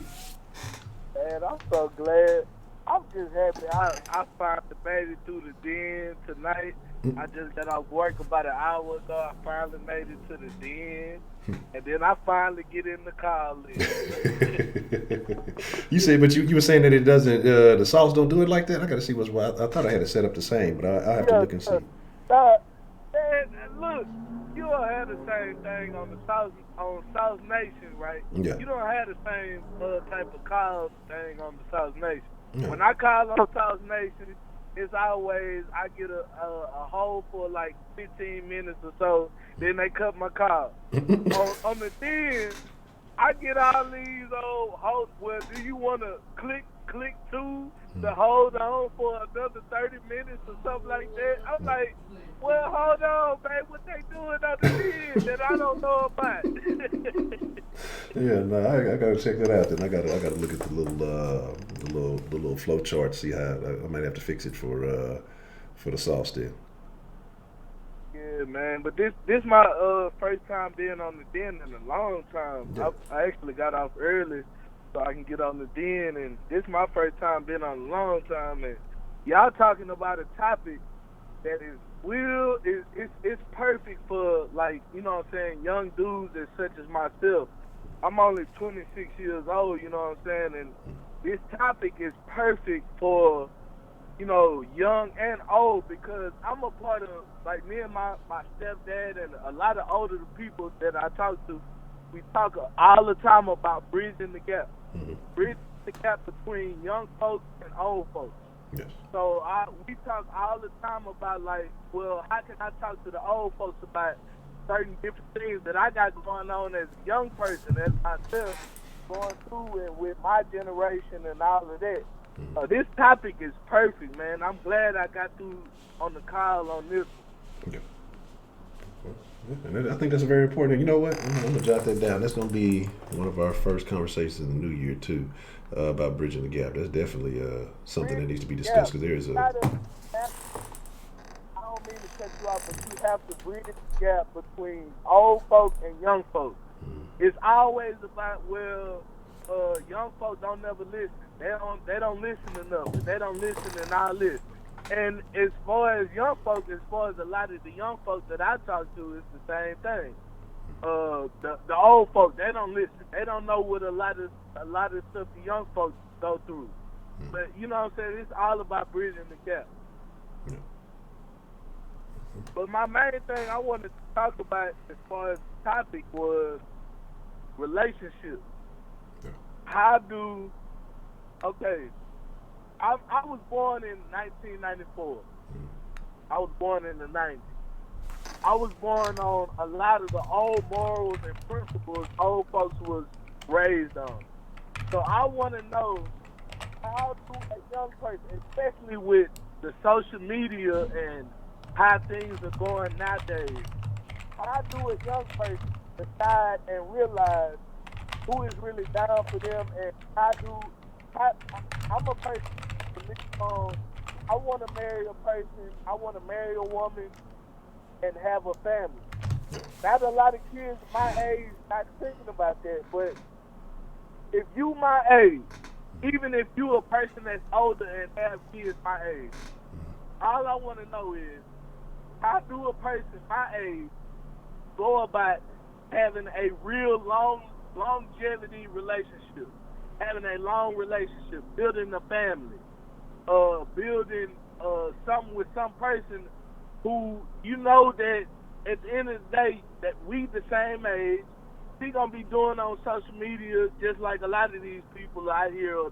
You know, how do I live with a relationship and build a family through this day and age right now? That's what I want to know. That's my question to y'all and the whole den. Man, that's a tough one, you know. And I wish, you know, many things I generally have some type of answer to, but I don't, like I say, not having the experience of at this point successfully maintaining that situation. I mean, I don't want to lie to you and give you an answer, but I think, you know, it comes down to the partner you pick. You know what I'm saying? And they have to be willing to grow with you, man. If you know that, I mean, you gotta really look at some things. You gotta know who you are. You gotta understand who they are.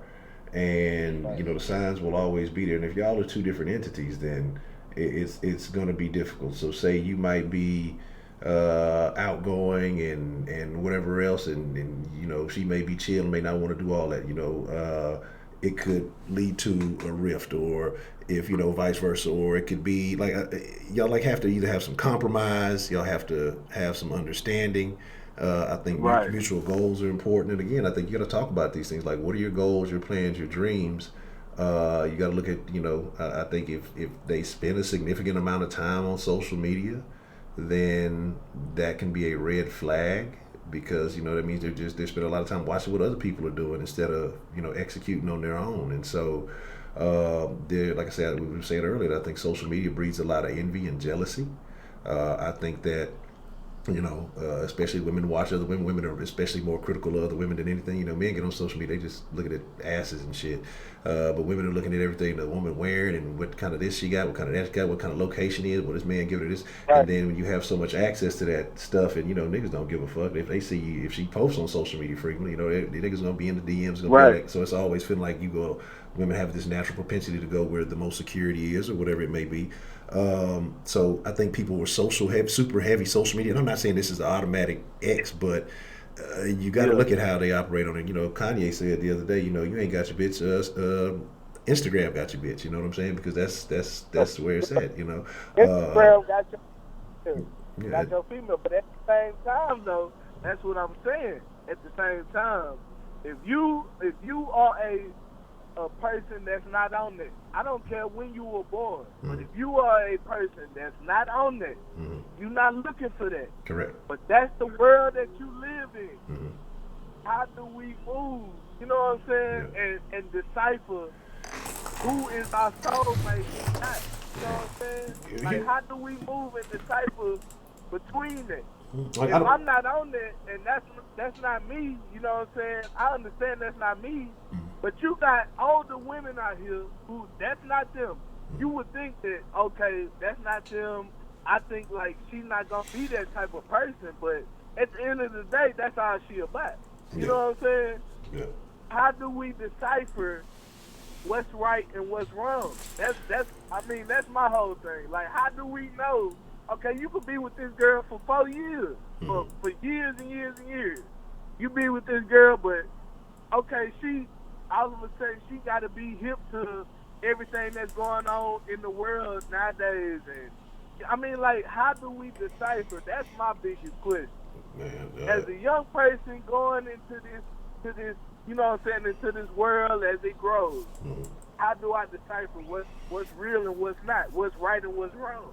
Yeah, it's because it seems like, even though it seems like a lot now, it seems like a lot of the stuff that we didn't agree on back in the day, all of that stuff is cool now. It's cool. You know what I'm saying? It's cool to do that now. So, like, how do you decipher that? Oh, man, like I say, it's a tough bet. People, and that's the thing too, because people change. You know what I'm saying? Like, look at the Steph Curry situation, right?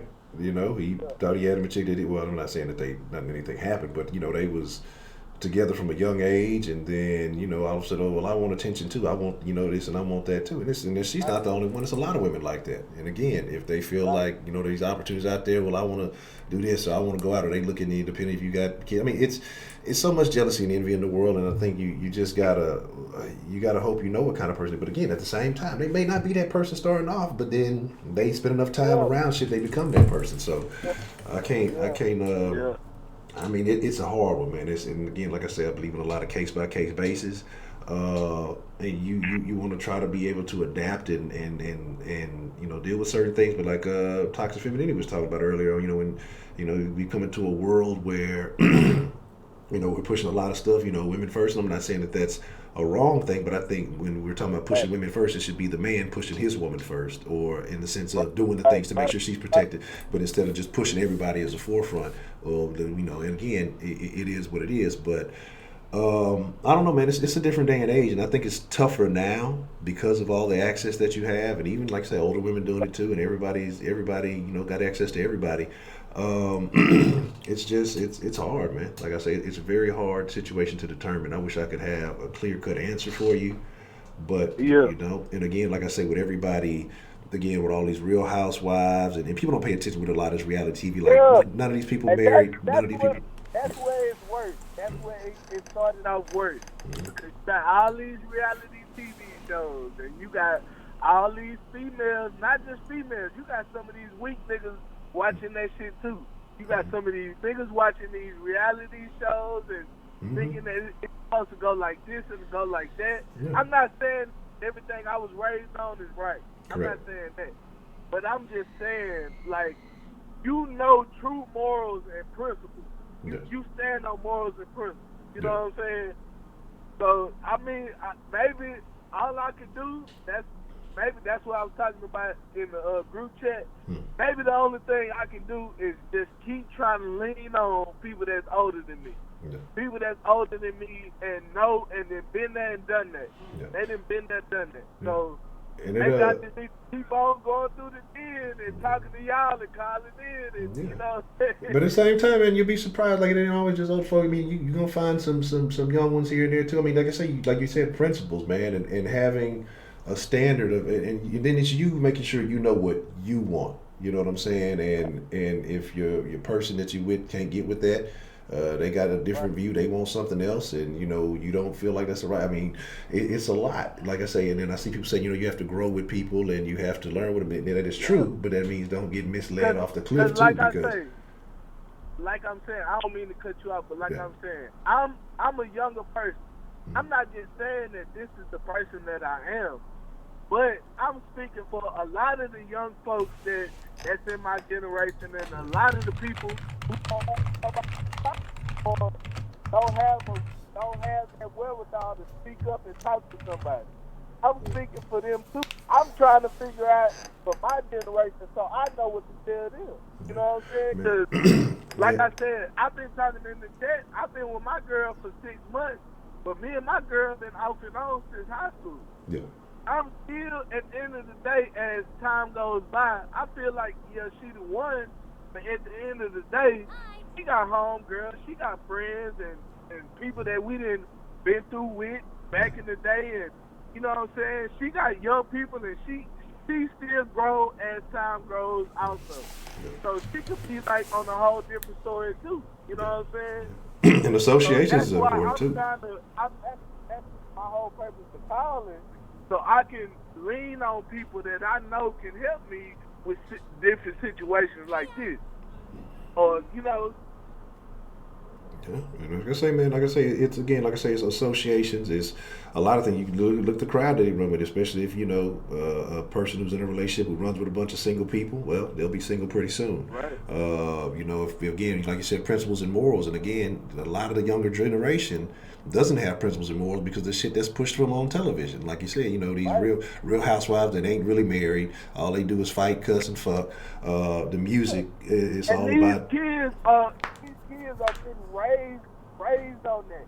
These kids don't have no parents and no mother and no father teaching them that. So they go to these TV shows and these social media shows and these people that they look up to in the music business and all of that. That's what they go to for answers. Correct. You know, just like me. Like I say, I'm calling like a caller who don't have nobody. Yeah. I'm coming to South Nation to look for answers to help me, you know what I'm saying, South Nation and the Den to help me better myself as a younger person. You know what I'm saying? Yeah. Like I say, man, you know, there's a lot of folks in this chat with a lot of wisdom, a lot of experience. And like I say, man, you can't be afraid to hear what they got to say. And I'm not saying that you are, because like I say, a lot of people have experience. You got some people who've had some long-lasting relationships and marriages and things like that. And it's a beautiful thing, though. You know, it is a beautiful thing. You know, if you find somebody that, you know, you feel like you can grow with, that you can bond with, that is on the same page as you, that's going to hold you down, all those things are beautiful. But like I say, you have to be able to put in the work, too, because there is no one button pushes everything. There is no, I'm with you now and everything's going to work forever from now on. It don't work like that. Like, you have to grow together. You have to have understanding. There's going to be some takeaways, some trade-offs. There's going to be some give. There's going to be some take. You know, to have a relationship that works, you got to be a little bit flexible, but at the same time, you have to be a little bit firm. And what I mean by that is, you know, those principles you must be firm in, but that growth you must be flexible in, because, like I say, but you grow together. Again, like I say, because if you don't grow together, you grow apart. It's that simple.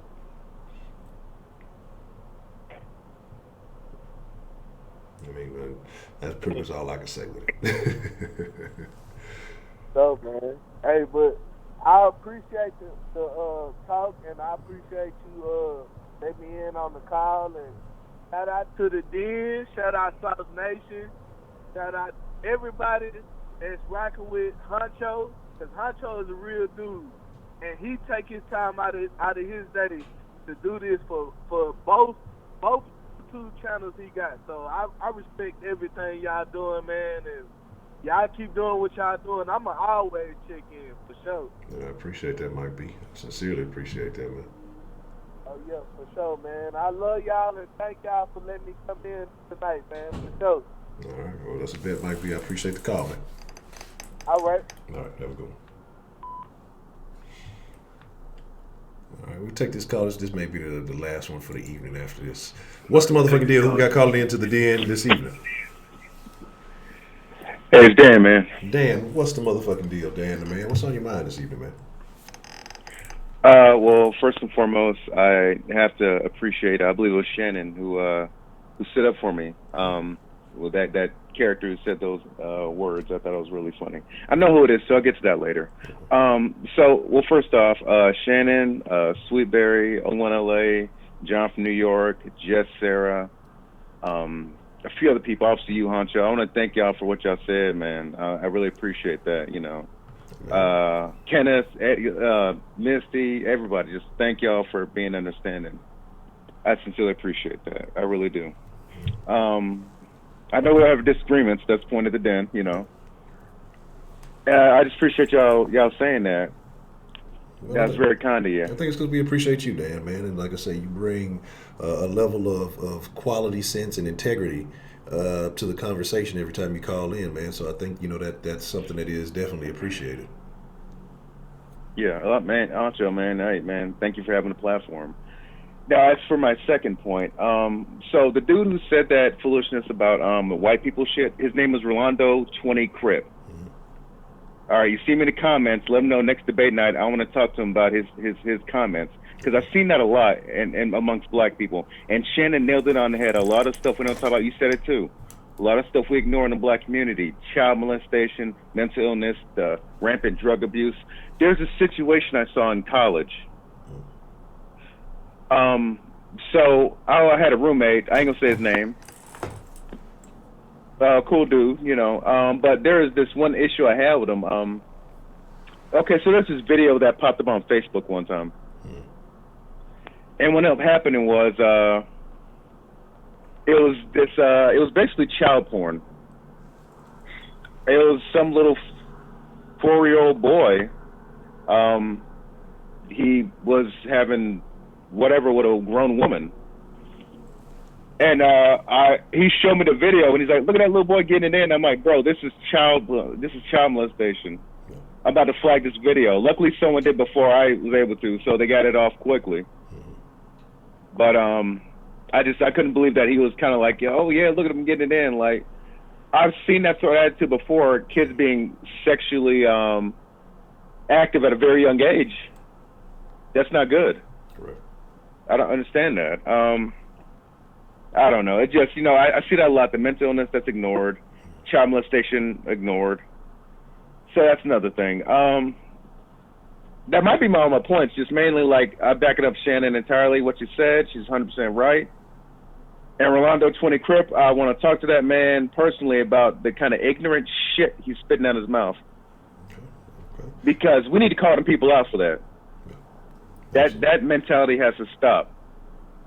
And I have never come at anybody in the Den like that, but he came at me. So we can get it, goddammit. Okay. Let's go.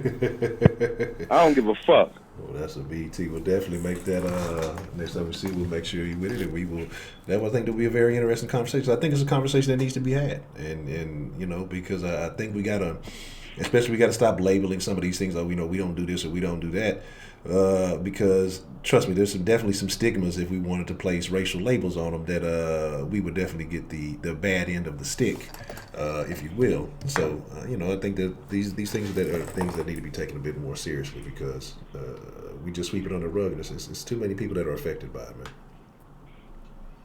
Actually, I was reading the comments. Yeah, I'm actually reading the comments today, and someone says probably it's the troll. Oh, Sweetberry, yeah. He might be, man. But if I see him again, bro, I don't want to get in this shit, man. Well, like I say, even if it's not, a debate night, we can make it happen. Yeah, we'll see what's up, man. If he wants to call in, I'm willing to call in. If I'm free, I got my niece and everything while I'm still here. Yeah, man. I want to talk to one of these people with this mindset. No. I really want to have a conversation with, why do you think it's only a white person thing? Why is this, and this? Because we have to stop defending this sort of mentality. Yeah. But that's all I got to say, man. I appreciate you on the den for listening to my history, you could say, and I appreciate y'all kind comments, and to the people who usually I let negative shit go, but I don't know. I agree. I mean, hey, man. Some things are are things that just need to be spoken on. You know what I'm saying? And so, yeah, I can't blame you for that. And I appreciate the love too, man. Thank you for your support. Oh yeah, absolutely, Honcho. Oh, and Miss Grace, I forgot. Miss Grace, thank you for your call. I'm sorry you went through all that. I've been there. I understand. So God bless you, and y'all have a good night. Honcho, take care, man. Get the donations up, get the money up. You know what I'm saying? Yeah, we trying. 2020 might be a good year, man. I feel you, man. I just glad to see that too, man. But y'all have a good night, Honcho. Be safe. Y'all take care. No, you too, sir. Thank you, Dan. All right, bro.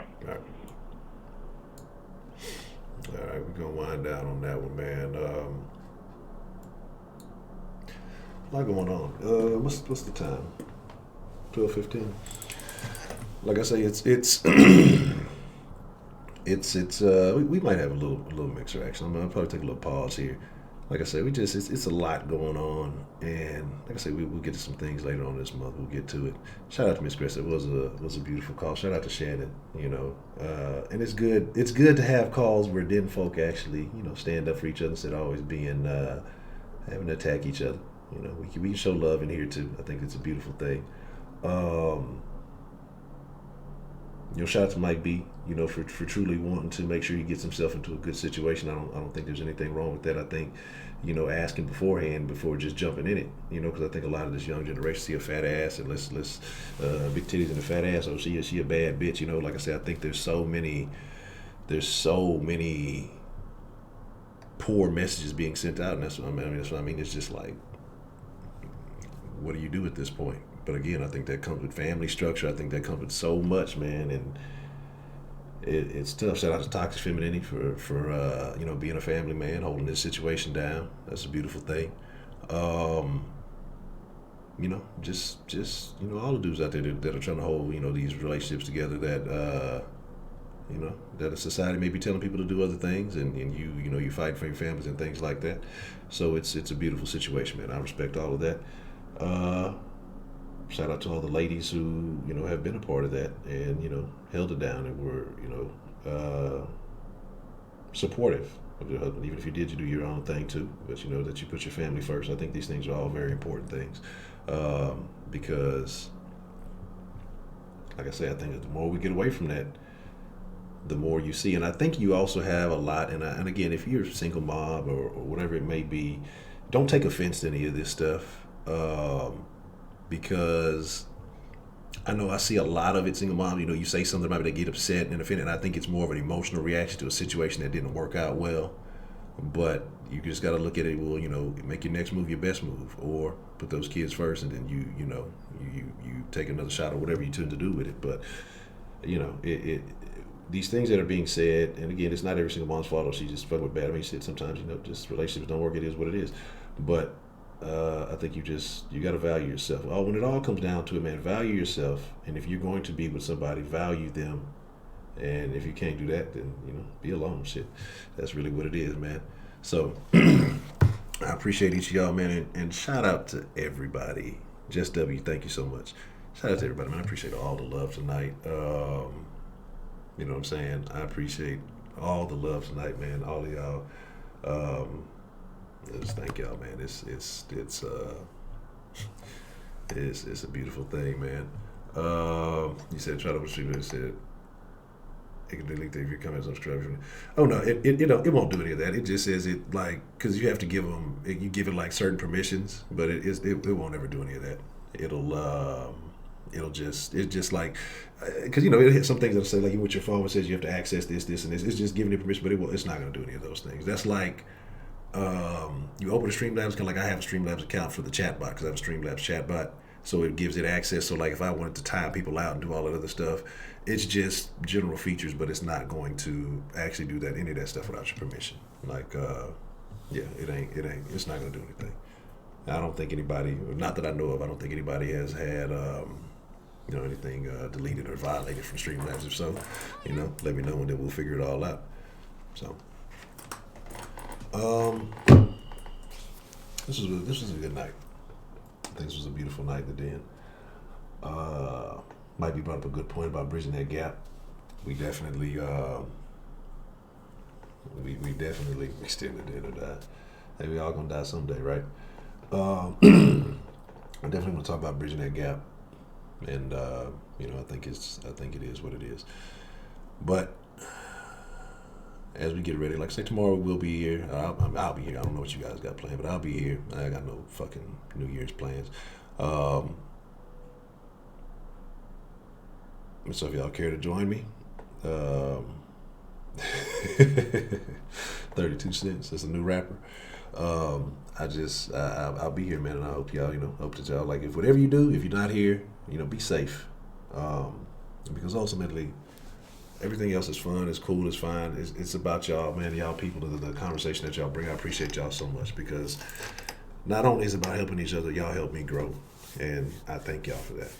But Mixer Crew, I think I'm gonna show y'all some love here in a little bit, maybe about 12:45, about a few minutes to take a little break, and then we'll come back into it, and then we'll we'll get back on it. But I appreciate y'all, man. I'm gonna chuck up a deuce. I'm gonna see if Shaq Kush available tonight. Maybe get on some more AOE, and we will see. Okay. Hey, well, if y'all out, like I say, be safe. Don't spend all your pistachios in one spot. But for those of you I catch tomorrow night, I'm looking forward to seeing y'all, and we'll bring in the new year. Except for y'all on the West Coast, well, y'all are just shit out of luck. But we might extend it in tomorrow. We'll see how it shakes. Yeah, man. Like I say, it's because I'm not going to do too many more mixers going into the new year. So it's a Monday. I ain't got too much scheduled. I ain't got too much going. So I'm gonna show Mixer Crew some love tonight. I just got to take a little bit of a break. So I appreciate y'all. I thank y'all again. It is an honor, a privilege, and a pleasure to get to chop it up with y'all each and every night. I sincerely mean that. Y'all be safe out there, man.